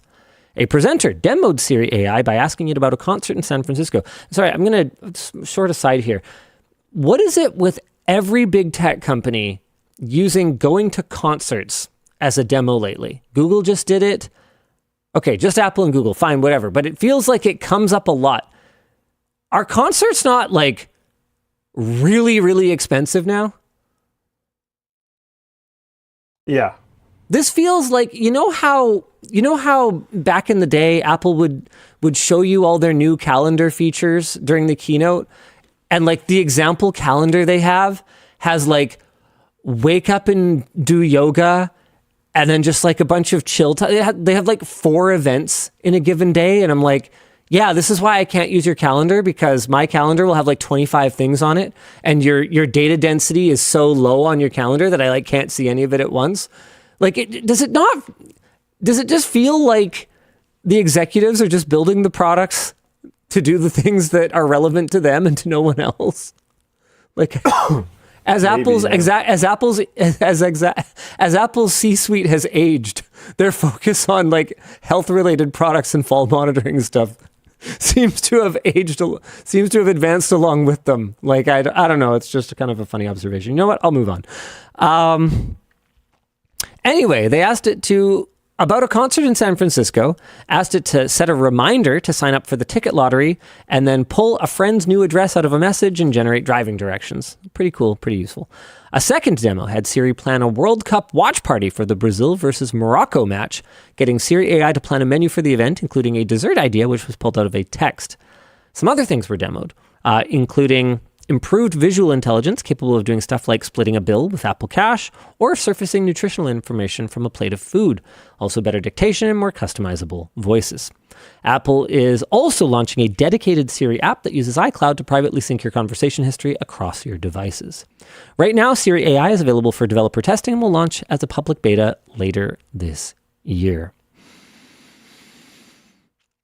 Discussion question. Do you think this approach to AI is better than other companies? Well, I was reading other stuff during a decent amount of this, but Nice, it looks okay, I'll like talk it's about it. local first and privacy focused and stuff, and that Yeah. seems beneficial. That Yeah. seems good.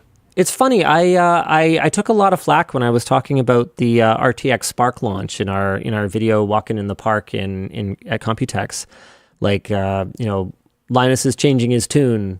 It's like, well, yeah. When I'm presented with new information, I change my perspective. If I didn't do that, you should not listen to me at all. I like local AI. Local AI seems pretty cool. I don't like, Sam Altman listening in on everything that I'm, confiding in my AI. That I'm super not into. But anything that I can run locally, I'm actually, as long as it's legitimately useful, I'm kind of excited about. There's a lot of really cool stuff. Nvidia's demos were really cool. Apple's demos here look pretty compelling. I need to see it actually work, because I've heard all of this before, and the jaded part of me is like, okay, what's going to be different this time? But if it's cool, then it's cool. The demons through the portal. It's like it's already here. I think like local. If you hate it, local's the way to go. If that makes sense, because you're don't pay for anything at that point other than hardware, I guess. Hopefully you can use the same hardware you already have, but if you're not fortunate to have super expensive computer hardware, then I guess you need to buy computer hardware. You can try to get off the used market or something to do whatever. But anyways, by going the local route, you can keep up to speed, but not directly be paying or feeding data into some of these massive AI companies. So if that's your biggest gripe, which I think it's the biggest gripe for a lot of people, you can avoid that with local. And with Odysseus being out there, local is more approachable than ever. And as far as I can tell, it's just going to keep being more and more approachable over time, which is fantastic. I can relate to a lot of the other gripes. I mean, the fact that this whole technology was built with data that was stolen from creators, including totally me, get that. by the way, like me personally. Yeah. The fact that I was able this probably could use. I mean, it's also true for like anyone who had a Reddit account. Like this isn't necessarily like special to any individual person. Like if you were a member of the internet, your information was stolen. Like this could probably use a little bit more context, but I managed to get OpenAI to generate this picture before the show with basically no difficulty whatsoever. Sorry, I just got jump scared by Sammy. How long have you been there? Holy crap! What the heck? That was like some poltergeist stuff right there. That was amazing. I had no idea he was there. Oh my god. Wow. Thanks, Sammy. Sorry, Lance. No, you're good. Whoa. And that image that I generated was in spite of ChatGPT refusing multiple times to generate it on the basis of that it was against its what did it say? Against its terms. So it was clearly clearly trained on like me, like my actual creative output, and probably almost every single one of you as well. And that's crap. That's pretty crap. No, I completely agree with that. But it's my also thing out is, there. Yes. My thing is that happened, and that can be terrible, and we can all agree that that's terrible, and we can all agree that these big companies are profiting off of looting all of that from all of us. And I think the biggest way, if you just really want to get back at them for it, the best way to do that is local. Run it in a way that they profit 0 and gain data 0. Because then at least... You might as well use the stuff that was stolen from you. Yes, it's using things that was stolen from other people as well. And that's its own ethical... And that sucks. ...quandary. And that's pretty crap. I don't have much more to say on that, to be completely honest. Thanks, it's Forrest. just brutal. But I think people are very actively, I know quite a few people right now that are using this stuff to accelerate themselves in ways that are making them much more competitive. I like that. Compatible. Than their peers. Compatible. Able to compete. And if you can do that with local systems, then you're able to keep up with those people and not profit these big organizations. And I think that's a cool, at least option. At the very least, I think you can go with the performant combo of having the why did I blank on the name? The Frontier models, and using that for like special high difficulty stuff if you want, and then having the local models for everything else. And you can do some really... I hear people talk about how the Frontier models are so much further ahead than the local models. I think that's overplayed a little bit. The Frontier models are quite clearly ahead, but I think in the use cases that, as far as I can tell, most people are using AI for, you can really do a lot of that with local models. Yep. And then, as I said earlier in the show, when you really do need to push it, you can switch your model to one of the Frontier models. You can do that in Odysseus. You can have both cloud-based Frontier models, whatever, and you can have local models running through the same UI. So yeah, own it yourself. I think that's the only real way. Yeah. One day after it was... A group of people looted the Library of Alexandria. They took it all, but somehow you're able to get a copy of that. I think you should take it. No, it's not really related. One day after its discovery, Meta has pulled the unreleased facial recognition system out of its smart glasses companion app. Wired revealed that the code was sitting on more than 50 million phones. The system was internally called NameTag, and according to Wired, it was designed to convert faces captured by the glasses into unique biometric signatures, then compare those face prints against a database stored on the user's device.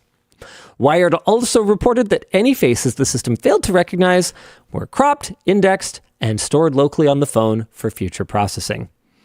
Note that Meta refused to answer Wired's questions on whether the biometric data would be sent back to Meta's servers. The feature was never turned on, but the machinery was already built into the Meta AI app as early as January, even as Meta publicly said it had made no final decision about face recognition.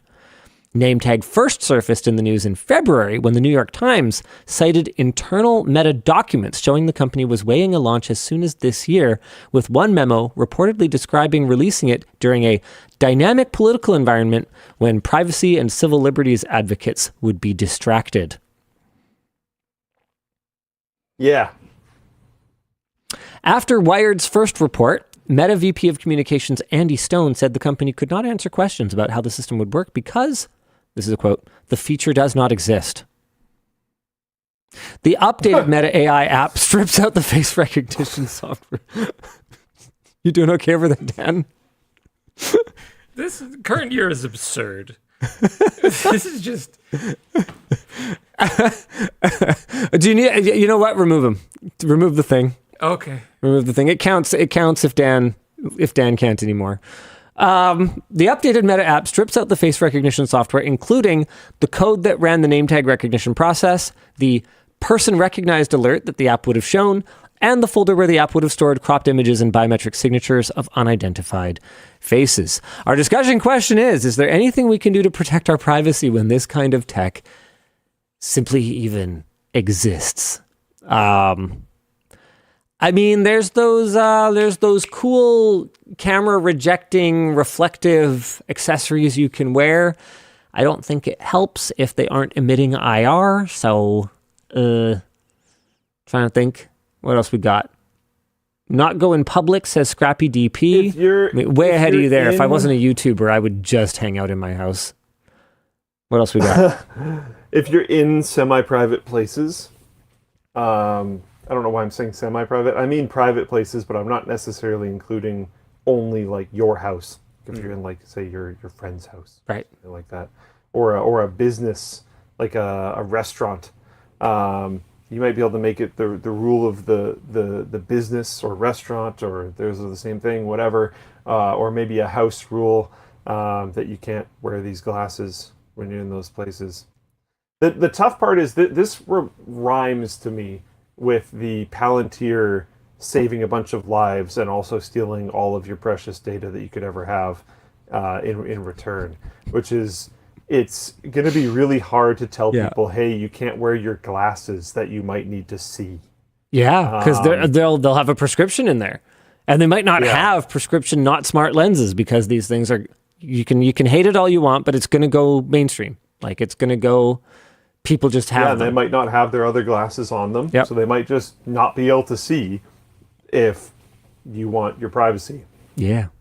Which is these cost exchanges are going to make it very socially difficult. It would be very socially difficult to say no to the Palantir thing in the eyes of someone potentially dying. It would be very socially difficult to say, no, you can't wear your glasses to someone who actually needs them to be able to see, and they just also happen to be able to surveil everyone that's in your location.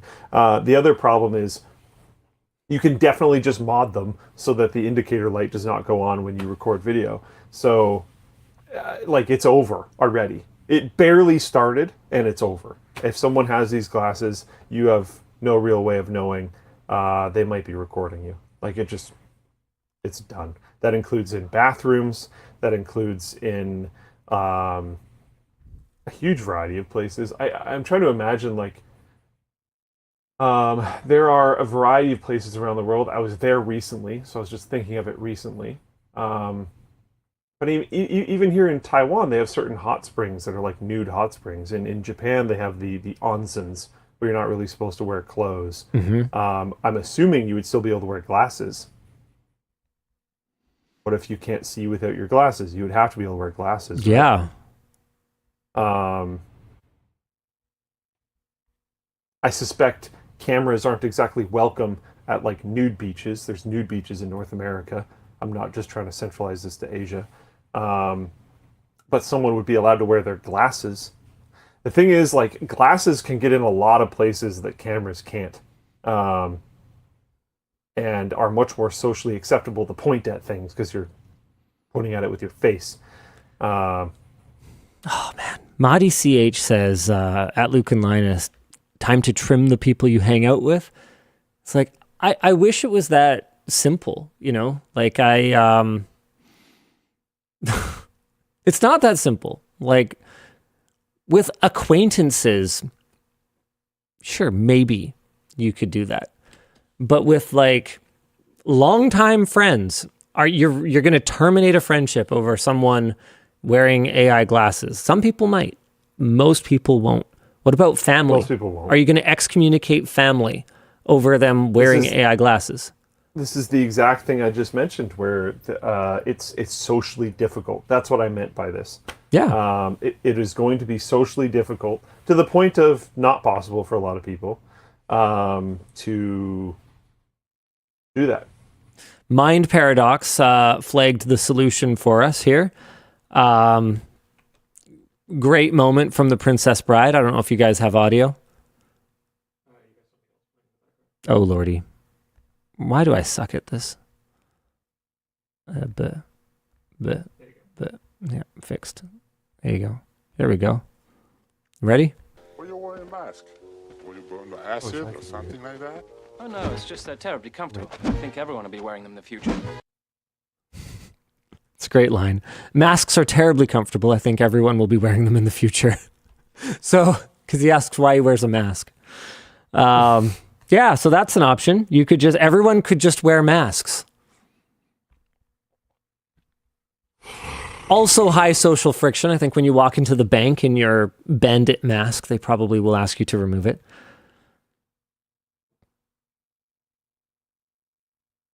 Yeah, Grellwing says, I can't even get family to care about basic web privacy. Little chance I can get them to care about the privacy implications of devices like this, given an interesting feature set. Yeah, exactly.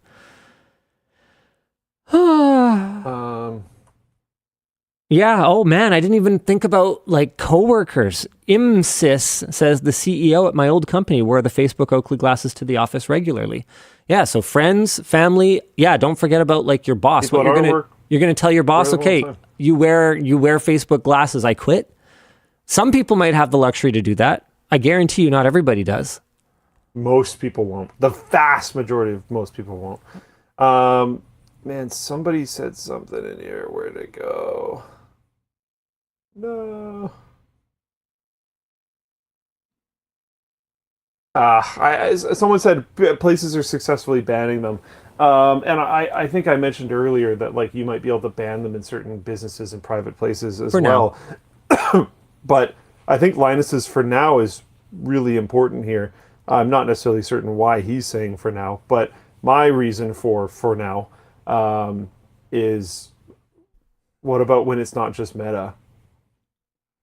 Yep. How do you keep up with all of the different glasses that are smart enabled? Dude, look at how many like tablets there are on AliExpress. How many brands of smartwatches there are. You give it another 5 years and there's going to be literally 1,000 different options for smart glasses. They are going to be smaller and sleeker than anything that we're looking at today. It's going to become very difficult to tell if there's a camera in it at all. And in parallel, people are going to just sigh and shrug and go, well, it's inevitable, and are going to be less vigilant. And it's just going to they're going to get harder to notice, and people are going to care less, and those points are going to intersect, and they will just kind of be everywhere. And I hate to be defeatist about it. And by all means, you should advocate strongly in your social circle for people, not wearing them in situations where there's an expectation of privacy, and advocating for yourself and what you're comfortable with. I won't be super surprised when it maybe doesn't work. What will work is telling you about our next batch of sponsors, though. The show is brought to you by Squarespace. Your website says a lot about who you are, how you operate, and the types of customers you wish to attract. So it shouldn't look like this. It should be easy to understand and navigate. Thankfully, our sponsor Squarespace makes it easy to build a website for your business that does just that. To get started, you just pick from one of their stylish templates or create something more custom with their design intelligence tool. It's more than just looks, though. There's plenty of tools under Squarespace's hood that will help with things like SEO and monetization. From there, you can keep track of how your business is doing, adjust your website on the fly, and make sure that potential visitors get the most out of what you have to offer. We've even used Squarespace for our Linus Media Group website for many, many, many years now. So start building your website today and get 10% off your first purchase by visiting squarespace.com/WAN. Our last sponsor for today is actually a site that I was on yesterday because I was playing around with my NAS. Dan, you can show that picture. Luke, this is why my GPU wasn't showing up. I completely forgot that when we built it, we planned to open it back up at a later date, and add like an Oculink to PCIe or M.2 to PCIe riser or something to run this GPU as a compute device, and then just never got to it. So it literally wasn't even plugged in. Well, there's your problem. Anyway, I fixed that yesterday. And I was firing up server parts deals because I was like, oh yeah, like how's my server capacity? Do I need any more drives? And they're a great place. Okay, sorry, I'll read the thing. Wait lists for the newest hard drives can sometimes be months long. And if you're not a hyperscaler, you're probably not a priority. Well, Server Parts Deals has shipped they have tens of thousands of drives in stock, and even orders of 100 drives or more can often be shipped same day. Everything is tested once they get them, even recertified Western Digital and Seagate drives. They get an initial smart test, FIO throughput across multiple parts of the disk, a full surface bad block scan, and then another smart to make sure that nothing changed. For larger businesses or data center buildouts, they also do buybacks. Or if you're upgrading your system, they can help offset the cost. Do you need hard drives fast? Skip the wait list with Server Parts Deals. We'll have a link down below. Sorry, it's Server Part Deals, isn't it? Hold on, I'm going to double check. I can never remember. It's parts. I thought it was parts, but my talking points say part. It's part. It is You're part. right. It is part. Don't go to Server Parts Deals. I don't know what the heck that is. Server Part Deals. Good job, Linus. Good podcast sponsor, Reed. Way to go. Screw up the name of the company. Thank you for that, Dan. That's very helpful. He's a professional. He's been doing this for 12 years. All right. Okay, One you way got to to do the get next real topic because I got to run to the washroom. Okay, sure. One way to get real confused about pricing is to load up Server Part Deals and have it automatically have the currency be in new Taiwanese dollars and have a hard drive cost $20,000. Anyways, I was like, whoa, what happened? We're good. It's okay. Yeah, sure, we'll do this one. No, Linus will probably want to talk about that. Let's see.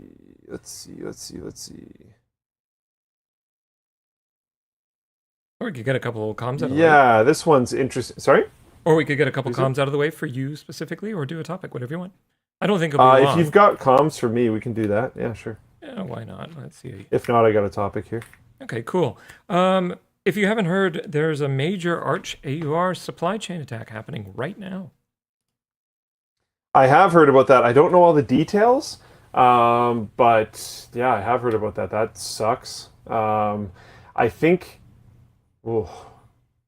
I feel like the server side of Linux is probably pretty well monitored in terms of security, but with the user base on the desktop side being as small as it has been for years, I don't know. It's gonna get stress tested a little bit as there are waves and waves of people moving from Windows over there, and the honeypot of being able to attack desktop Linux systems grows. It's going to become more and more attractive for attackers. So we'll see how it all goes. I had at least one person reach out to me being like, are you okay? Because you're on Cache? I guess somewhat luckily for me, my laptop is not. My laptop is running Mint and Windows. My desktop is running Cache and Windows. And I've been traveling for the last 2.5 weeks, so my desktop is at home and powered down. So it has not hit me, and as far as I've heard, it's been fixed since then. So yeah. Someone in chat said basically someone was S. John Trombley in chat said basically someone was adopting orphaned AUR packages and adding malicious calls to npx in the install scripts. Yeah. Yeah, I know a lot of people love the AUR. I tend to try to lean away from it. I don't even know why. I've never actually had a reason. This was not a reason. And honestly, moving forward, I don't think this would be a reason. I've just liked other ways of installing things so far, but you know, you do what you got to do sometimes. Anyways, you have another one? Yeah, what's your LLM of choice? Ooh. Flavor of the month? Yeah, kinda. And if you're running like T3 chat, it's really easy to skip through and use whichever one you want. They have a huge variety of options and they keep them up to date. I find that's kind of a fun way to use things is T3 chat because you can try so many different things out, and they have so many different options. If you want to stay on top of things, that can be good if you're not running local stuff.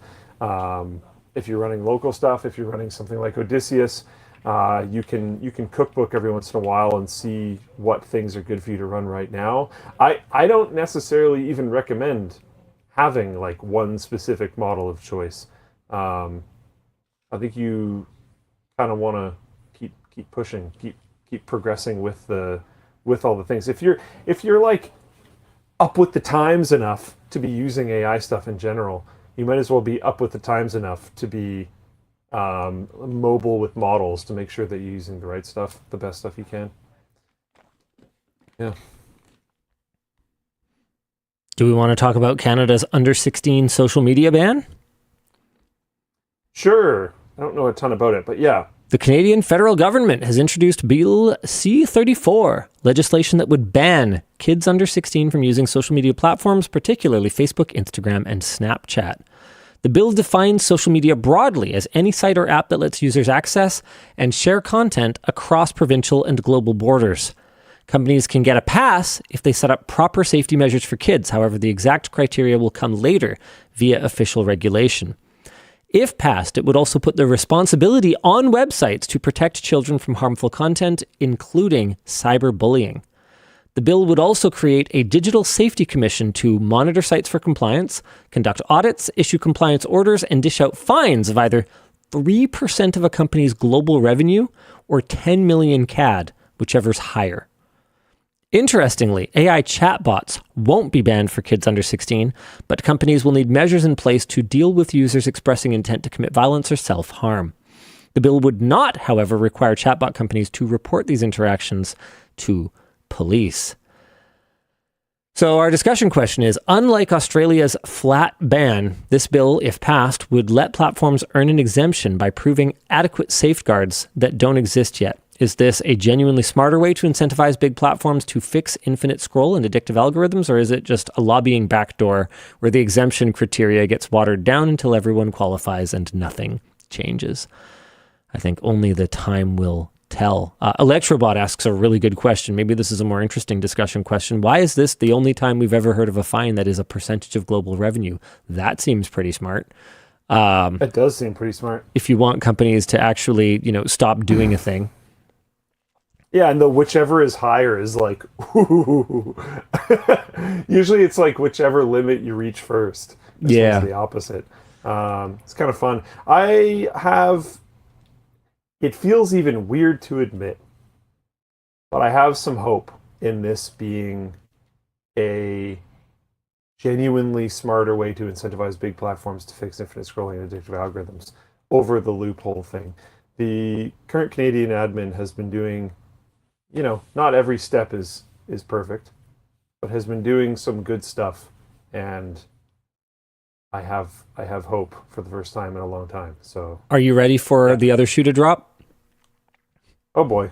Signal, DuckDuckGo, among firms weighing Canada exit over lawful access bill. Oh, yeah, good point. Yeah, this one blows. The big names in the VPN and privacy industry are threatening to pull out of Canada over Bill C-22, the lawful access bill, which would force service providers to retain user metadata for up to a year and build in ways for police and CSIS to access it. While the bill mainly targets core providers like the big satellite and telecom companies, VPNs are involved, as the public safety minister can issue secret ministerial orders forcing any provider to comply. These orders only need sign-off from the intelligence commissioner. No judicial warrant needed, and providers aren't allowed to publicly say that the order exists. Signal told Parliament that it would rather leave than betray its users. DuckDuckGo confirmed that it would pull its VPN, and NordVPN said it would consider all options, including leaving Canadian jurisdiction. Canadian-based Windscribe was the bluntest, saying it pays, quote, an ungodly amount of taxes to a government that now wants to spy on its own citizens, and flatly stated that it will move its HQ out of the country if the bill passes. Even big tech has apparently objections. this is directly supported by the current governing body, so I gotta take back what I said. My bad. Even big tech, well, I don't think you have to necessarily take back what you said. You did say, with some exceptions. I guess this will be an extremely strong exception. Apple, Google, and Meta have all pushed back on the bill, and Apple has already shown its willingness to follow through on this kind of pushback, having killed its encrypted cloud service in the UK over a similar sort of backdoor order. The public safety minister says amendments are coming to clarify that breaking encryption won't be allowed, but is holding firm on the 1-year retention period. Our discussion question is, if privacy-focused services actually exit Canada, does the bill end up making Canadians less safe by pushing them towards sketchier offshore alternatives? Or is that an acceptable trade-off for giving police the tools they say they need?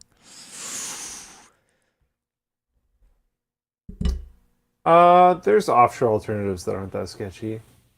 Yeah. I think if people are using VPNs now in Canada, they will continue to be able to do so. If China, with all of its technological wherewithal, cannot figure out how to actually maintain the Great Firewall, don't get me wrong, Canada, love you, you're cool, beavers, rocks and trees, modern stuff, very cool. I don't think you're going to pull off keeping offshore privacy tools out of Canada anyway.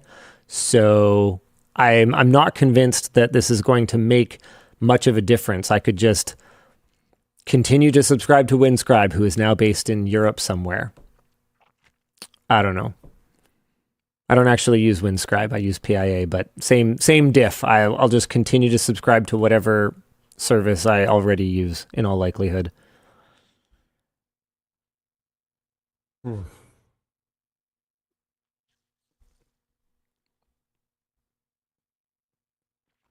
Norgard says that this is deeply crappy, but would also depressingly only bring them up to parity with the Patriot Act. I actually don't know much about the Patriot Act. I haven't thought about it since, like, Actually, has Snowden been in the news at all recently?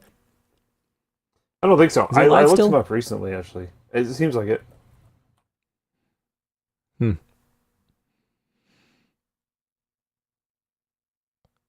Yeah, he's still living in Russia, it seems. Okay. Hasn't been drafted or anything? Yeah, I was going to say, that's got to be an uncomfortable situation right now. What else we got here? AMD claims that its 256-core Zen 6 Venice CPU beats Nvidia's Vera by 3.3x in rack-level performance.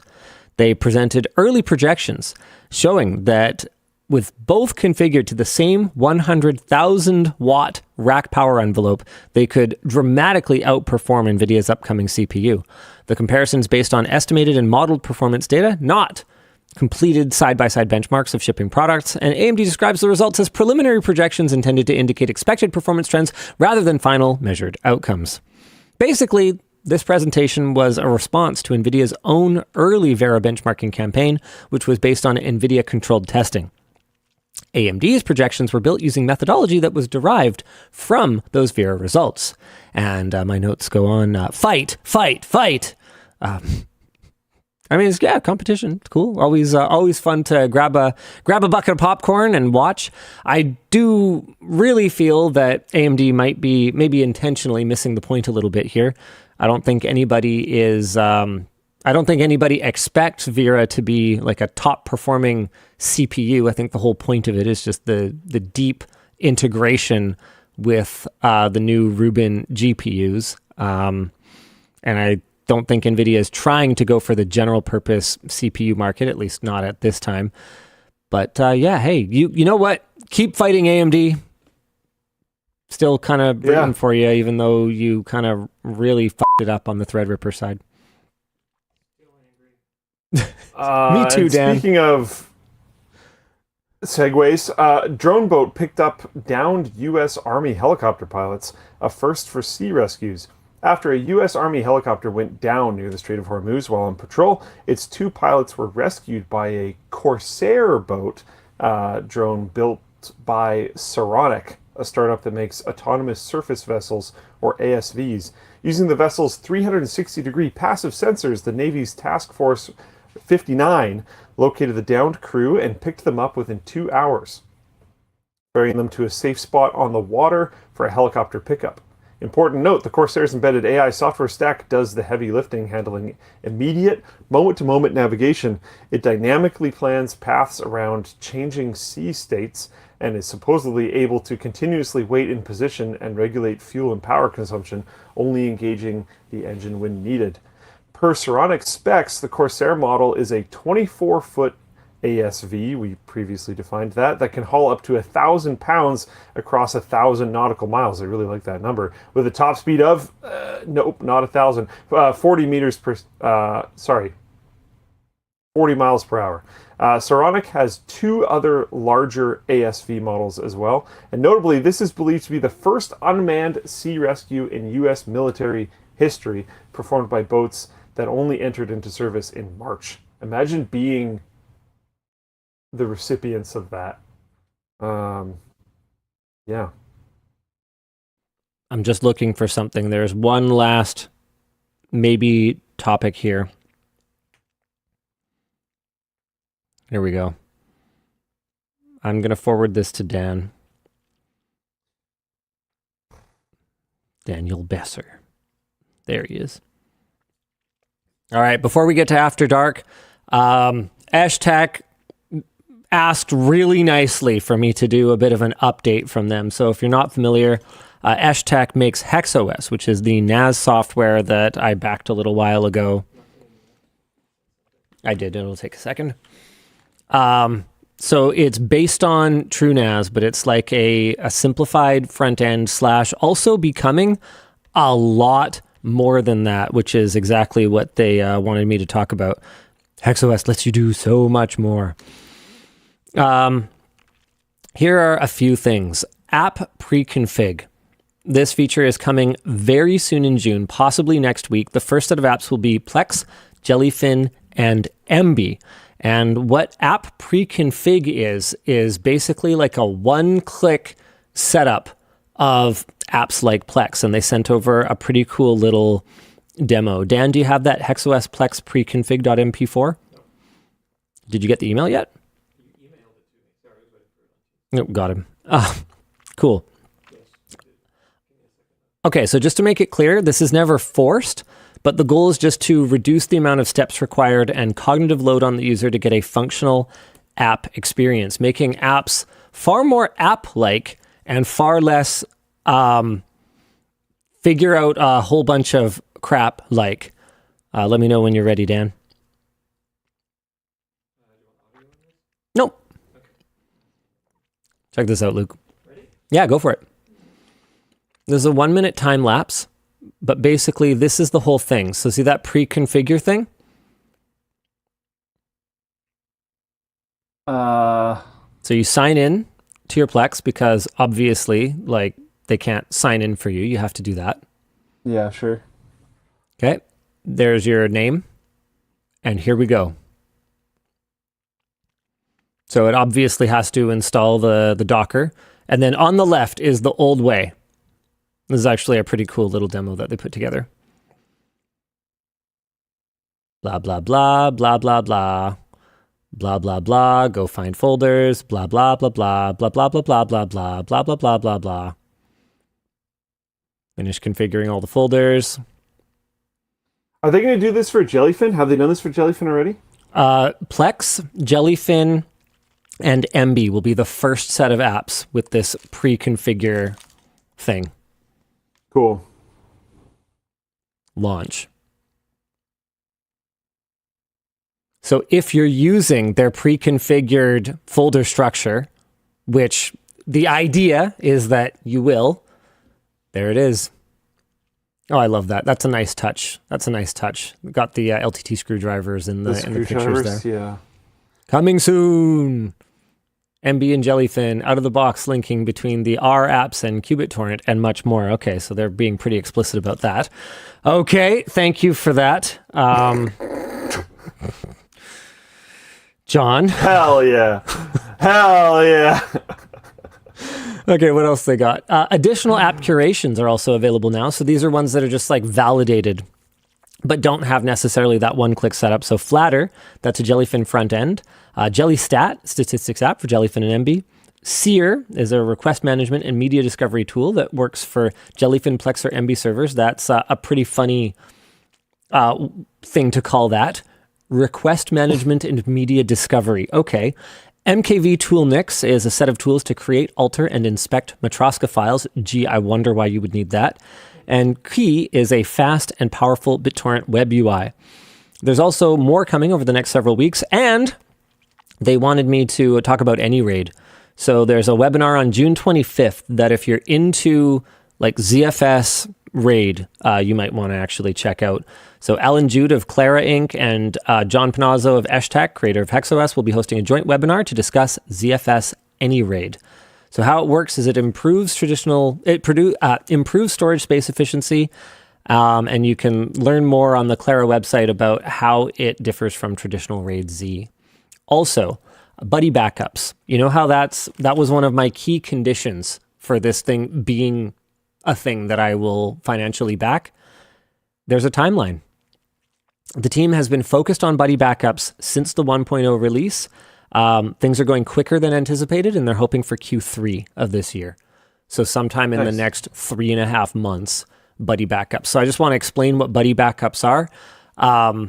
Pretty much, you have a buddy, like this is my buddy. You both have a HexOS NAS, and you can both install some extra storage in each other's servers, and without uploading to any cloud or going to anybody else's service, you can send an encrypted copy that is stored on your buddy's server. You can allocate that storage to each other so that you don't go over the quota that you set, and you can have a secure, safe, off-site backup on hardware that you or your buddy controls and nobody else needs to look at or touch. And really the magic is not in doing that. That's something that you could do today with open source free tools. You could totally set up something like that literally tonight in your spare time. But the part that is a little bit harder is doing so without opening ports and without going through a bunch of networking tomfoolery and command line configuration. So this is like click and go. Which is pretty exciting. Amaria says, as long as my buddy can't see it, yes, that is absolutely critical, is that it would be encrypted such that only you know what you have backed up to your buddy's system. Also, they asked me to flag that a lifetime pricing increase is coming soon. The $199 price point is coming to an end, no exact date, but likely in Q3. They need to deploy a new e-commerce solution to replace the blah, blah, blah, blah, blah. Once that's done, lifetime will be going to $299. So just watch out for that. All right, that's it. There you go, John. I did your thing. It's legitimately really exciting stuff. I'm really stoked for Buddy Backup, and the app curations and the one-touch setup looks like honestly awesome. Like setting up Plex isn't even that hard for me now. I've done it enough times. I've done it enough times that it's like fine. I know how to do it, but it's tedious. I'd rather not. If I could just click one button and it's done, and all I have to do is just, put my movies in my movies folder and put my pictures in my pictures folder, and then it'll just do it for me. Yeah, that's pretty cool. Oh shoot, Sammy demands Floatplane announcement. Oh, I'm so sorry, Sammy. I totally forgot about you. Before you do that, all right, get wrecked, people Sammy. are pointing out potential liability risks of the buddy backup thing. We've talked about this in the past. If it's an encrypted copy, I just don't really see. Yeah, if you genuinely, truthfully have no way to access it, and it's encrypted, I could see like if they end up getting investigated for something, they might like seize your drive. Yeah.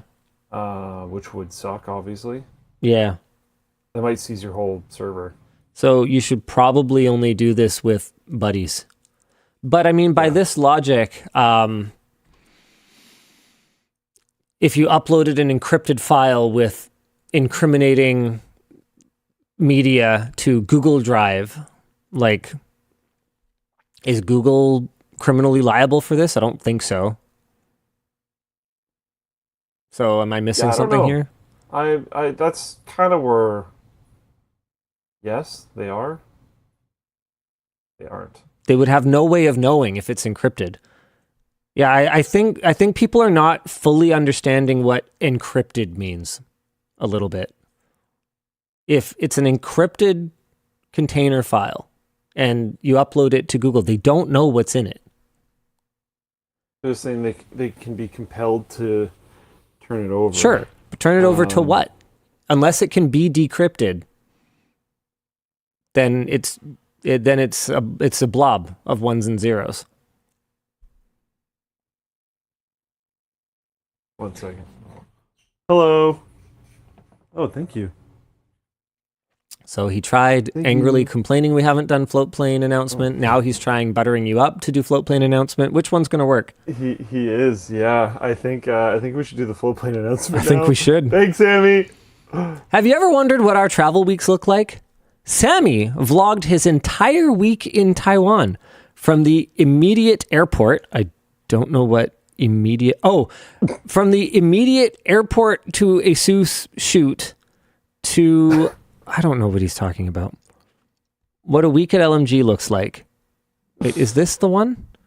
No, this is an old one. Sammy, what the crap is this link? What are you talking about? You put the wrong link. I think he's editing it now. I see his cursor in here. Is that Sammy? No, that's Dan. Okay, I don't know. Whatever. So he vlogged his entire week from airport to ASUS shoot to going out for dinner with Taryn and Luke, who tried stinky tofu for the first time. So if you're into how we get videos done, then this vlog is for you. But maybe you're more into Linux.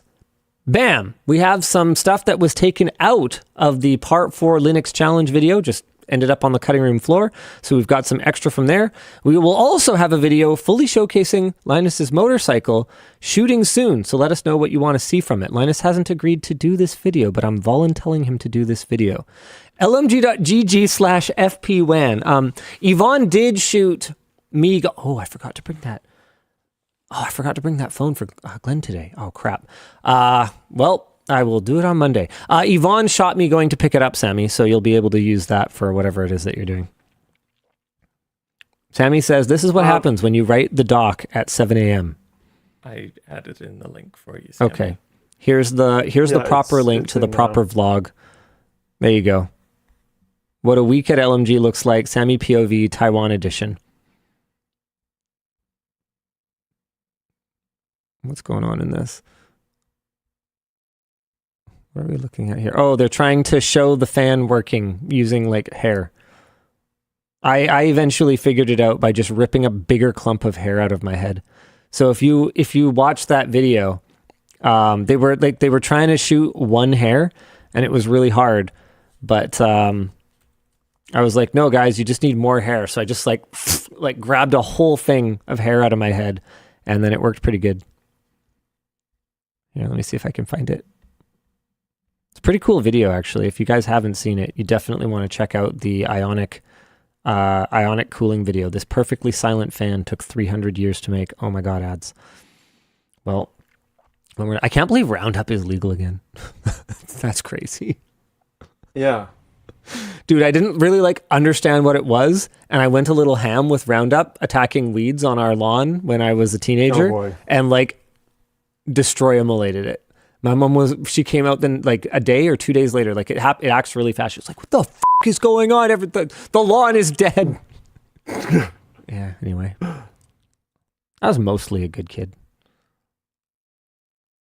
All right, should we start After Dark? After Dark? Yeah. Yes. See if I can find it. Maybe they didn't put it in the edit. Maybe it was too gross. If someone has a timestamp, let me know. Otherwise, I give up. Hit me, Dan. Sure thing. Are you guys excited for Legend of Zelda Ocarina of Time remake officially being teased for later this year? And Luke, do you plan on finally having something to play on your Switch 2? The thing that is finally going to be playable on my Switch 2 is that game that is a remake from my childhood. Yeah, the game that already came out. Yeah, really. I had no idea that was coming. That actually does sound pretty cool. That was a sick game. I feel like it would still be really fun. Haven't played it in a billion years, so it might be fun to run through again. I'm sure I remember a lot of it, but also don't remember a lot of it. So, yeah. I was not an Ocarina of Time kid. I didn't have an N64. My friend had an N64, but I'm going to go to my friend's house and I'm going to sit and play single player games. That's not cool. So I have tried to play Ocarina of Time on at least 3 occasions. I think I actually own it for Virtual Console on my Wii. And I tried it at least a couple times there, and I tried it at least once emulated, and I just haven't managed to get into it. I have played through Link to the Past. I have played through most of The Legend of Zelda, like the NES one. I've played through Phantom Hourglass. I've played through Twilight Princess. I've played through Breath of the Wild. I'm like, actually, as far as game franchises go, I'm as much into Zelda as I am into any franchise, and I just couldn't Ocarina of Time. I'm so sorry to my fellow Zelda faithful. Question for Linus. When Dbrand wants to do a sponsor with certain stunts, like the box of glass with a phone in it, do they tell the team or get any approval? Yeah, I genuinely typically don't know about it. Which, there's good things about that, and there's also somewhat irritating things about that sometimes. Like, there's been stuff that I've had to be like, yeah, no. Not very often, especially now that, we understand each other pretty well, but it has happened. So, make of that what you will. Hello from Edmonton. Hi, Edmonton. I drive a garbage truck. They have recently installed AI nanny cameras into our trucks. I find they encourage dangerous habits. I worry insurance could start demanding them. Thoughts? Dangerous habits? I would love to hear more about what potential dangerous habits a nanny camera could encourage. Because I'm sure, I believe you. That's gross, but yeah, I don't know. Like, I genuinely believe you, but I'm having a hard time imagining what that might be. I really wish I could have a little bit more context here. Maybe if you're operating too slowly, it gets mad at you. I could see that. You're not reaching production quotas. Also, quotas have increased this week. Get owned. Yeah, that makes sense. I'm not sure though. I don't know. Oh man. Okay, so this is about to go a little bit off the rails here because my immediate knee-jerk reaction is like, yeah, nanny camera's terrible. And then that made me think of like something that I was going to post as a tweet or something. I was just going to do like, and obviously it's an observation that's been made many, many times, but I wanted to post a picture of the pedal well of my Uber driver, and there would be a brake pedal and then just like an on-off toggle switch on the gas pedal. And I was thinking as I was sitting, getting like violently nauseous in the back of a cabin or of an Uber in Taiwan, that ironically had one of those. Did you ever see those rule signs in the back of the Ubers there that will say like no smoking, no whatever, no throwing up? There's some that say no barfing. It's like, bro, I wouldn't be choosing to vomit, but if you're going to drive like this, you're really putting me in a pretty awkward position. Anyway, it was occurring to me as I was sitting in the back of this Uber, not able to do anything other than stare out the front windscreen and hope that I'm not going to throw up, that it would be so easy for Uber to fix this problem by just using the fucking accelerometer data that's already in the phone that the Uber driver absolutely has to have, and just logging that and being like, hey, you need to chill the fuck out on the brake pedal and the gas pedal so that your passenger doesn't throw up in the back of your car. Like, honestly, my driver to the airport was insane. And then I had at least 2 while I was in Taipei that just like crazy. Why did you take a car to the airport? Sorry? Why'd you take a car to the airport? Because it's cheaper. It's cheaper than the train? Yeah, if I'm gone for like 7 days. Wait, sorry, what are you asking? I'm supposed to take the train to the airport? From my house? Oh, I thought you meant, sorry. I thought you meant from the hotel in Taipei to the airport. No.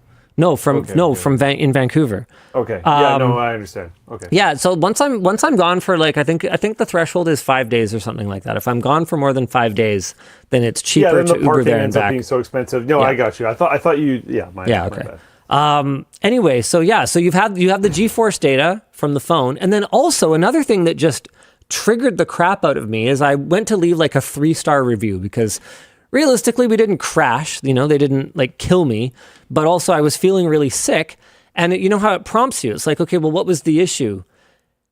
Nausea is not in there.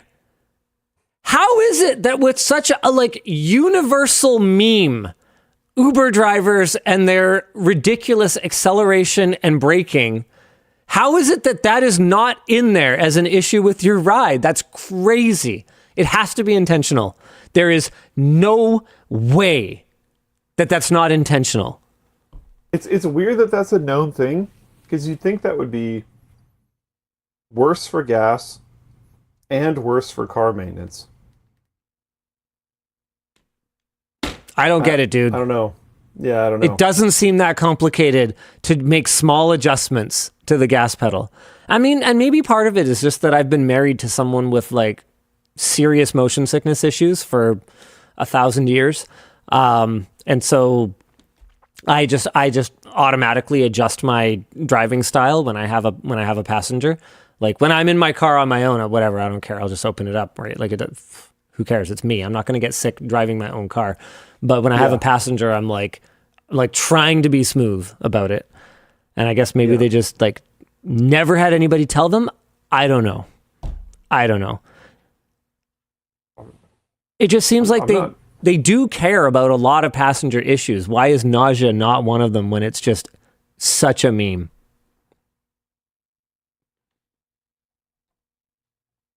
My son listens to the show with me, and your videos have him interested in tech and programming, but I worry about him watching other online content from tech bros. Any suggestions for young enthusiasts? Man, this is one of those classic questions people ask me that I just really don't know the answer to, because the truth is I just don't consume a lot of YouTube. Sorry. Wendell? Wendell's like the most wholesome person that I know. Level 1 Techs is a little technical, but like he also explains things really well. Yes. I figure if you watch enough Level 1 Techs, eventually you'll have some idea what the heck he's talking about. This was a young enthusiast of what? Linux, was it? No, just tech and programming. Tech and programming.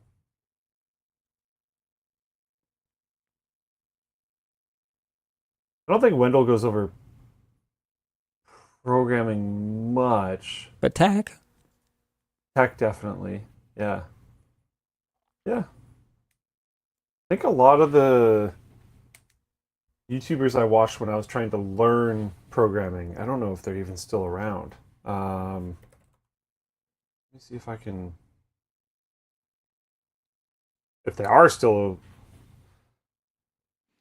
Maxwell in Floatplane chat says Hacksmith, Mark Rober, Michael Reeves, the one YouTube Shorts guy. Is that what they're actually called, or are you just memeing?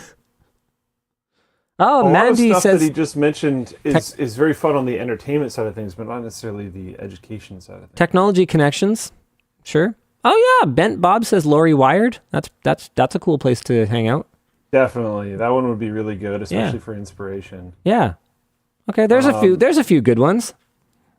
I haven't watched this channel since I went to BCIT, so it's been a hot minute. But I used to watch the New Boston for Java tutorials a million years ago. Oh my god, that's a name I haven't heard in 1,000 years. Do you recognize that name? Yes. Yeah. Oh, that hurts. Yeah, Java Programming Tutorial 1, installing the SDK from 17 years ago has 6.8 million views. Oh, Ani Hekaj has another really good one. Branch Education is amazing. Oh, branch education is sick. Yeah. That's a great one. That should be enough to keep them busy until it's time for you to order something else from the store. Yeah, I like it. All right, hit me, Dan. Hey, Luke and Linus, my boss is the executive at my work, and I spend a lot of time ensuring he gets all his tasks done. As executives yourselves, do you have any insight how I can manage this better? Vance? Vance, are you still here? Yeah, you're asking the wrong person. I mean, making sure that the calendar is like set up with realistic amounts of time for things, I think is really helpful. Yeah, consider travel time when booking things. Yeah, that's really helpful. Try not to actually book things exactly back to back all the time, because sometimes the brain needs a little bit of a reset, or you need to grab a water or go to the washroom, or there's travel time involved or something. I find a lot of my days I end up like pushing meetings back just constantly to the point where it's like almost a meme. And one of the reasons why is because I'll have like 6 hours straight of meetings with 0 breaks between them that often do involve some form of like travel time or something else. And all of it's just them like, run over. This is quite literally impossible. Like yeah. Be cognizant of decision fatigue. I'm going to use the horrible AI overview. Here we go. A state of mental exhaustion caused by making repeated choices throughout the day. And every decision contributes to it. It's actually really interesting. It was something that I experienced for a lot longer than I knew what it was. But like, it was always very obvious to me that I should not think about my wardrobe at all in the morning. I should simply grab whatever t-shirt is at the top of my pile and whatever pants are at the top of my pile and just put them on, because I don't have room in my brain to think about that, and then also all the other things that I need to think about in a given day.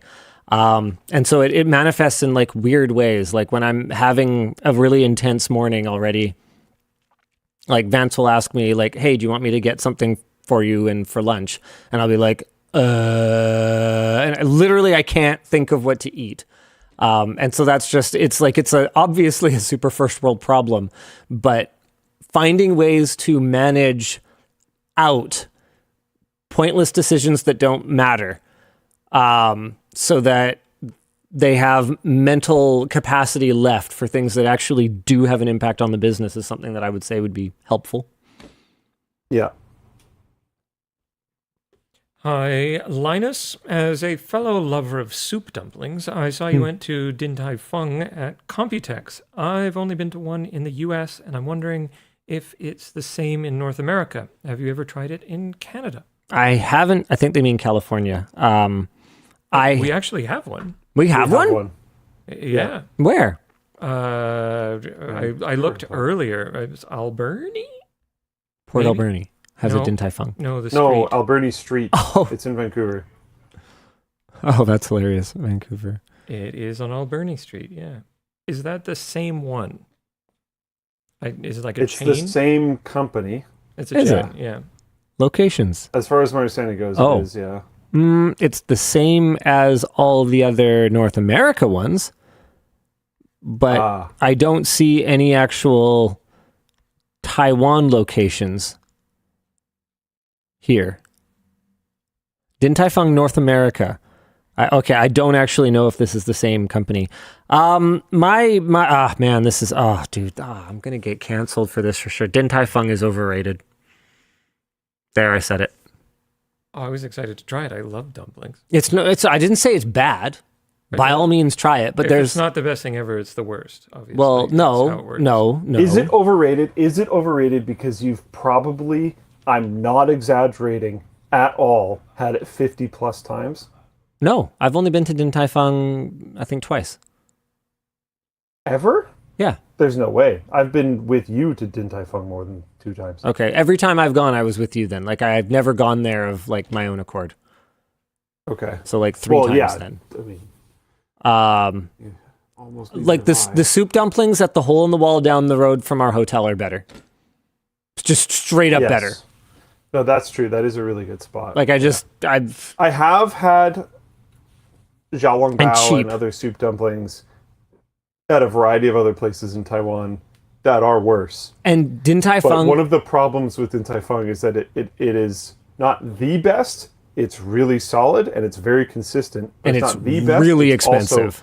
very expensive compared to pretty much It's everywhere else. so expensive. Like, I pay practically nothing for those ones down the street. I watch them make them. They taste freaking incredible. And then Din Tai Fung is like, it's fine. And to be clear, I didn't say bad. I just They're said solid. They're good. overrated.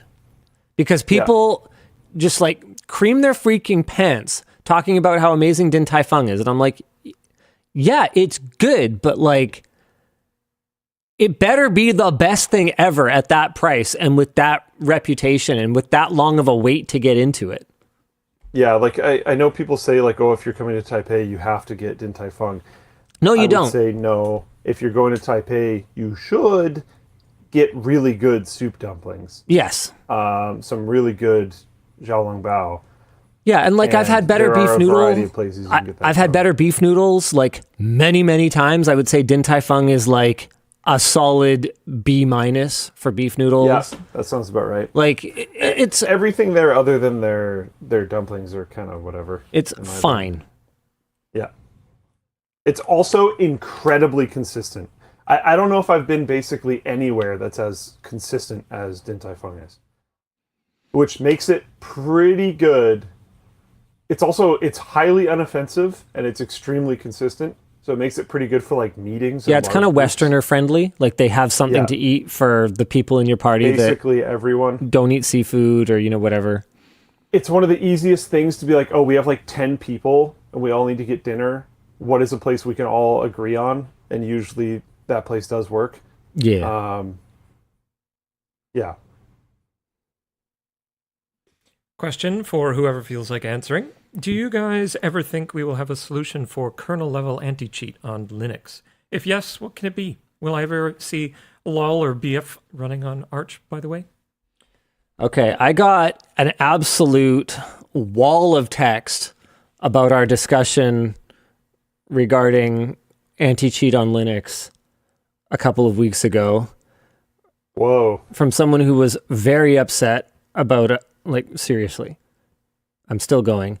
And I got some of my stuff taken pretty dramatically out of context on that topic. basically the take was there's really good tools in Linux for managing all of this, and it wouldn't be necessary to have kernel level anti-cheat on Linux because of like how well managed it is. But I acknowledge that no current distro has actually implemented this level of lockdown that would give developers the confidence to do it. So it's maybe something for it to figure out later or something. I read the whole thing, but it was like a week ago or something like that. When did I read this? Yeah, I read this about a week ago. And I was just like, okay, so basically nothing that Luke or I said about the unlikelihood of this happening due to the very open nature of Linux is actually untrue, because the Linux crowd is very own your hardware, do whatever you want with your hardware. Oh, by the way, also your software too. The likelihood of this kind of a distro existing seems very low. Yeah, it's I don't know. The cheating situation is really, really bad right now. All shooter games are rampant with it. Usually, when shooter games have an open beta for a weekend, people are found rage cheating on that one weekend. Like it's wild. Shooter games are basically cooked. Counter-Strike lobbies are just riddled with cheaters all the time. There was a massive ban wave recently. I was all pissed over Tarkov years ago. And then, lo and behold, it just turned out it's every shooter game just has cheaters everywhere. They're also highly prevalent in like basically every other game. Cheating is really brutal and really rampant right now, and it's honestly like ruining competitive multiplayer gaming. Are you sure you're not just Unk? Actually, yes. The cheating situation is way worse than ever. The reason why the cheating situation is way worse than ever is because money is highly involved now. There's so much And money the problem, in it, which is crazy. the only reason why I'm sure not just Unk, to be clear, because I could be, is because I watch people like Shroud. I think I talked about this on WAN Show before. Yeah. Shroud went back and played Counter-Strike. Are you sure Shroud's not normal Unk? servers? Shroud is not Unk. Shroud is still a god. I'm just kidding, Shroud. I'm just kidding. When Shroud stops being a god, I'll probably be dead. But Shroud went back and played Counter-Strike on normal servers, and there was a cheater in like literally every lobby he was in. Like it's actually just, it's insane. So it's a touchy subject, and having worse anti-cheat on Linux when the situation is as bad as it is, can suck for some people, especially when it's an uneven playing field of anti-cheat, if that makes sense, where you can play the game on Windows or Linux, but the Linux one has like less anti-cheat than the Windows one does, which could bring a bad reputation to Linux, because then there's a higher chance, a higher perceived chance that the cheaters might be running Linux. I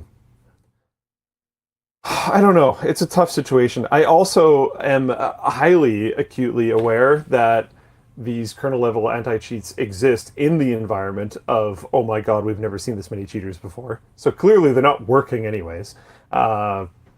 It's a tough spot. I think there's a lot of people that don't want kernel level anti-cheat coming to Linux, and I can sure understand that.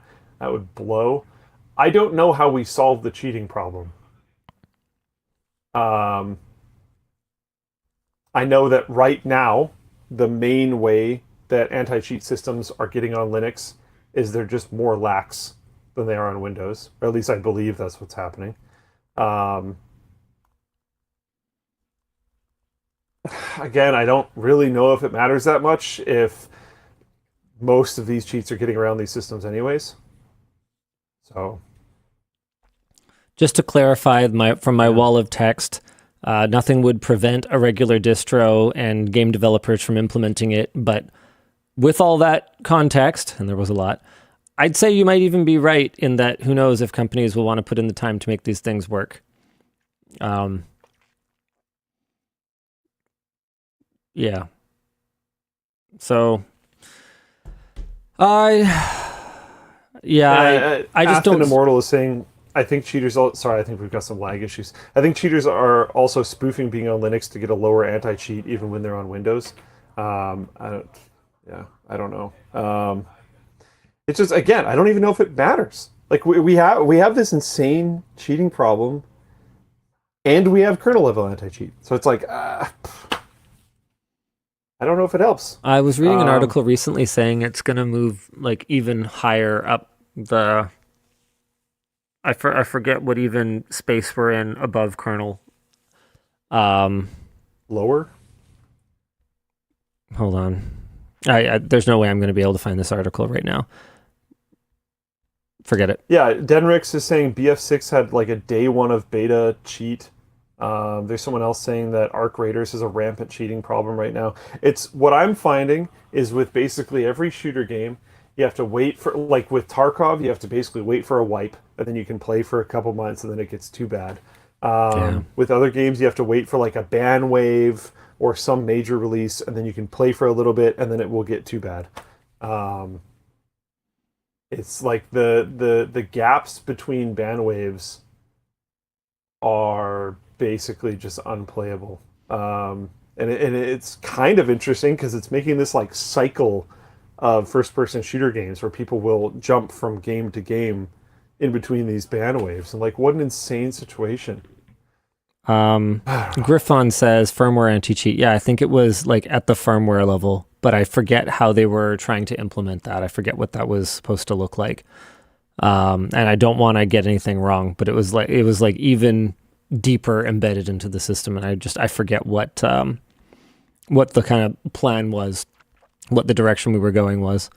And I mean, again, all of this is sort of it's an arms race that can never be won, because in the age of machine vision and robotic arms, which is coming, you will be able to cheat without any software installed on the system at all.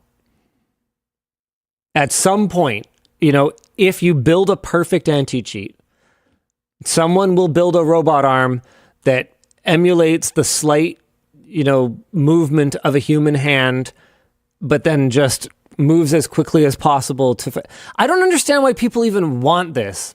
As someone who just plays games for the fun of actually competing against people, I don't understand why people are paying for this. But if someone will pay for a software that moves the crosshair to their opponent, then I see no reason why they wouldn't also pay for a hardware that moves their mouse across their mouse pad that moves the crosshair to the opponent. It seems, and they will pay a ton of money for that thing that you don't understand why they would pay for it. Some of these cheats are incredibly expensive and a subscription basis as well. That was uncovered when people were diving into the Tarkov stuff. People are paying hundreds of dollars a month. Charge Nuclei says just pay a better player to play the game for you. I mean, only trillionaires can afford that Elon sort of route. thing. Yeah. Yeah. Yeah, that also happens. Some more for you. Yeah, hit me. Hi, bad cholesterol. Luke, any cool techie tours you've been on that you can talk about? Techie tours.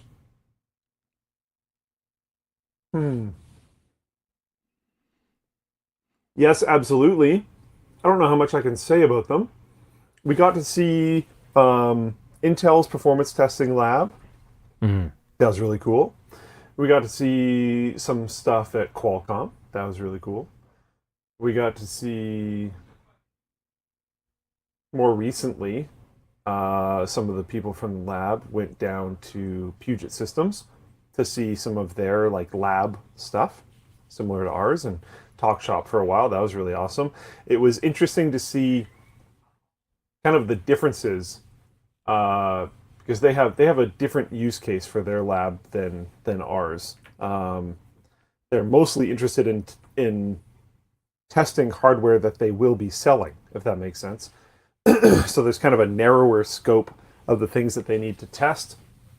They're also testing patches of things to see if anything major changes or if things break or whatever. So it's very, very interesting. Different goals, but very interesting. What can I really say about them? It's been very surprising to me. Ooh. Gotta frame this in the right way.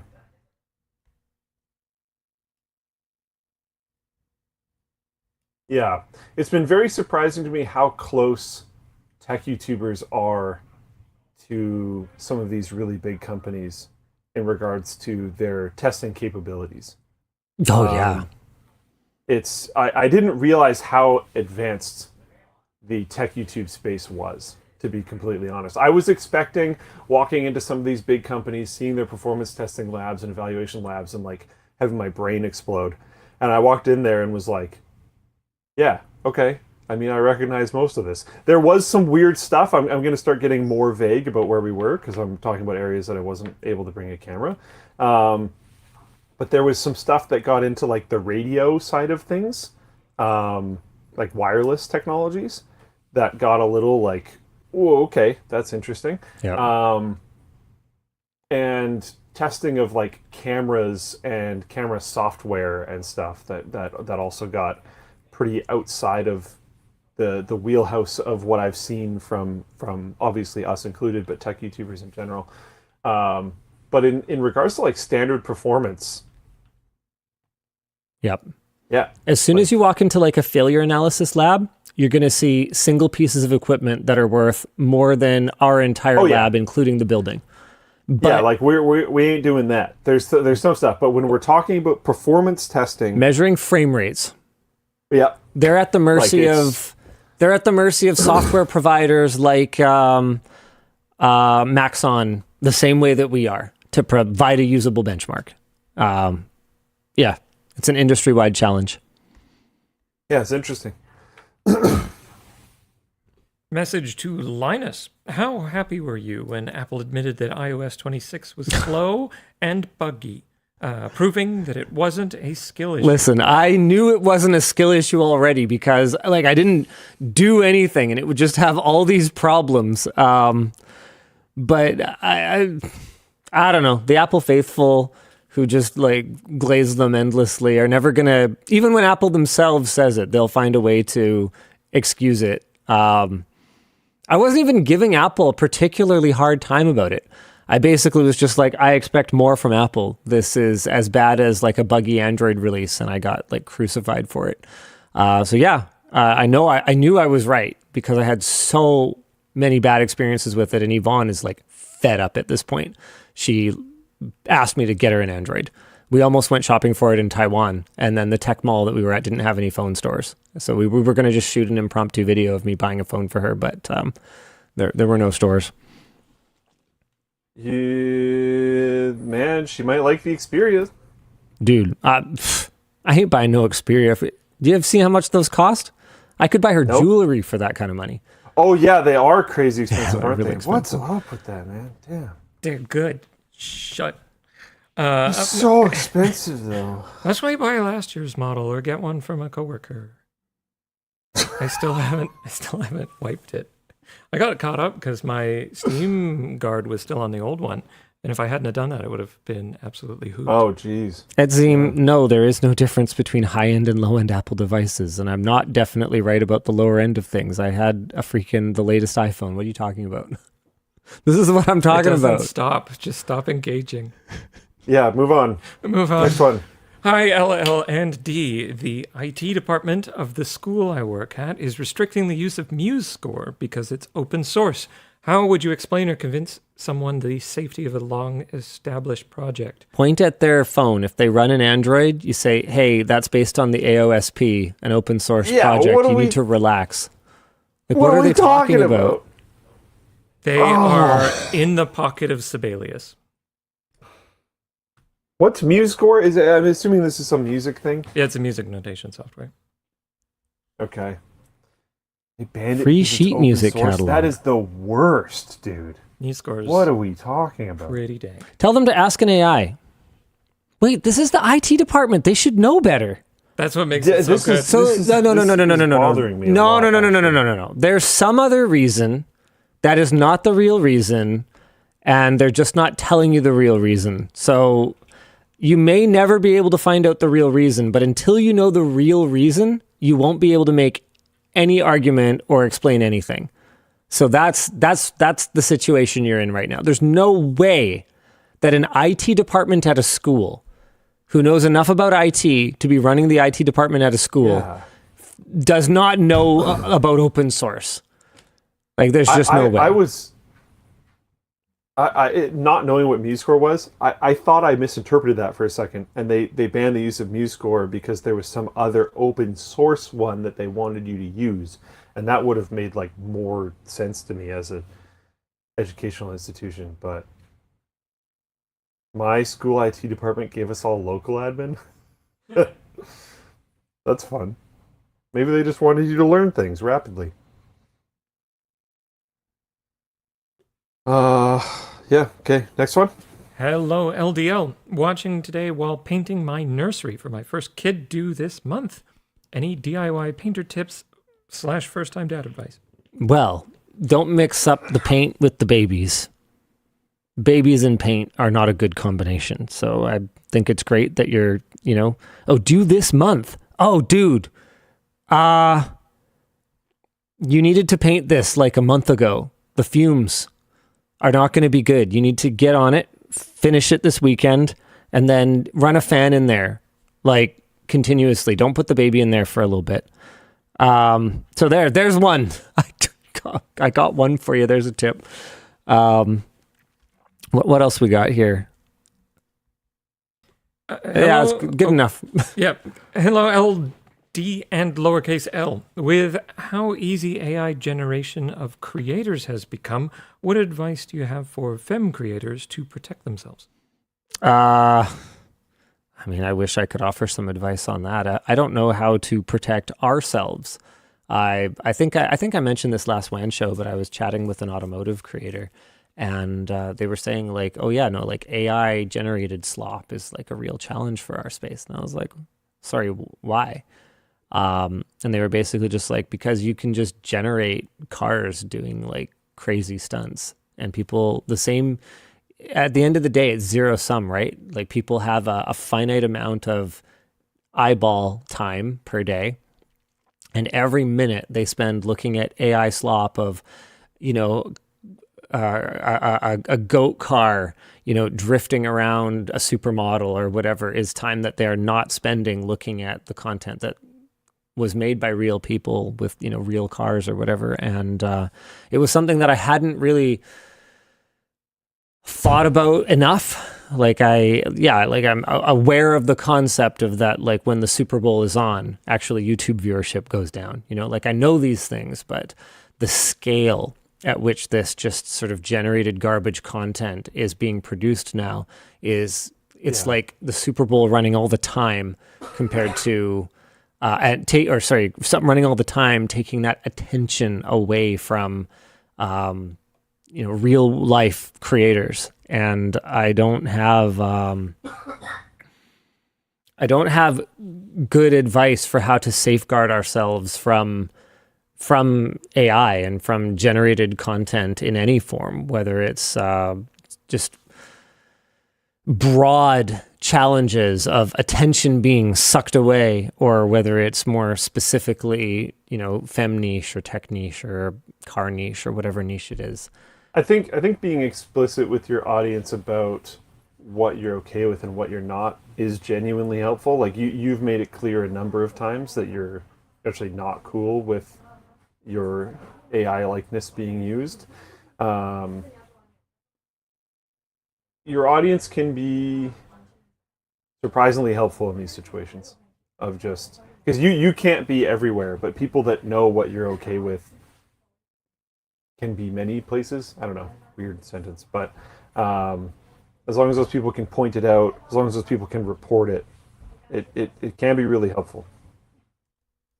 I've seen it before, so yeah. Couple more for you. Hey, Linus, are there ever any hardware stuff that you fear will be taken off the market or scalped because of a shout out you've made? Yeah, sure. I actually checked this one ahead of time, and I had a couple ready for you. I'm a big fan of the Roccat Sova lap board.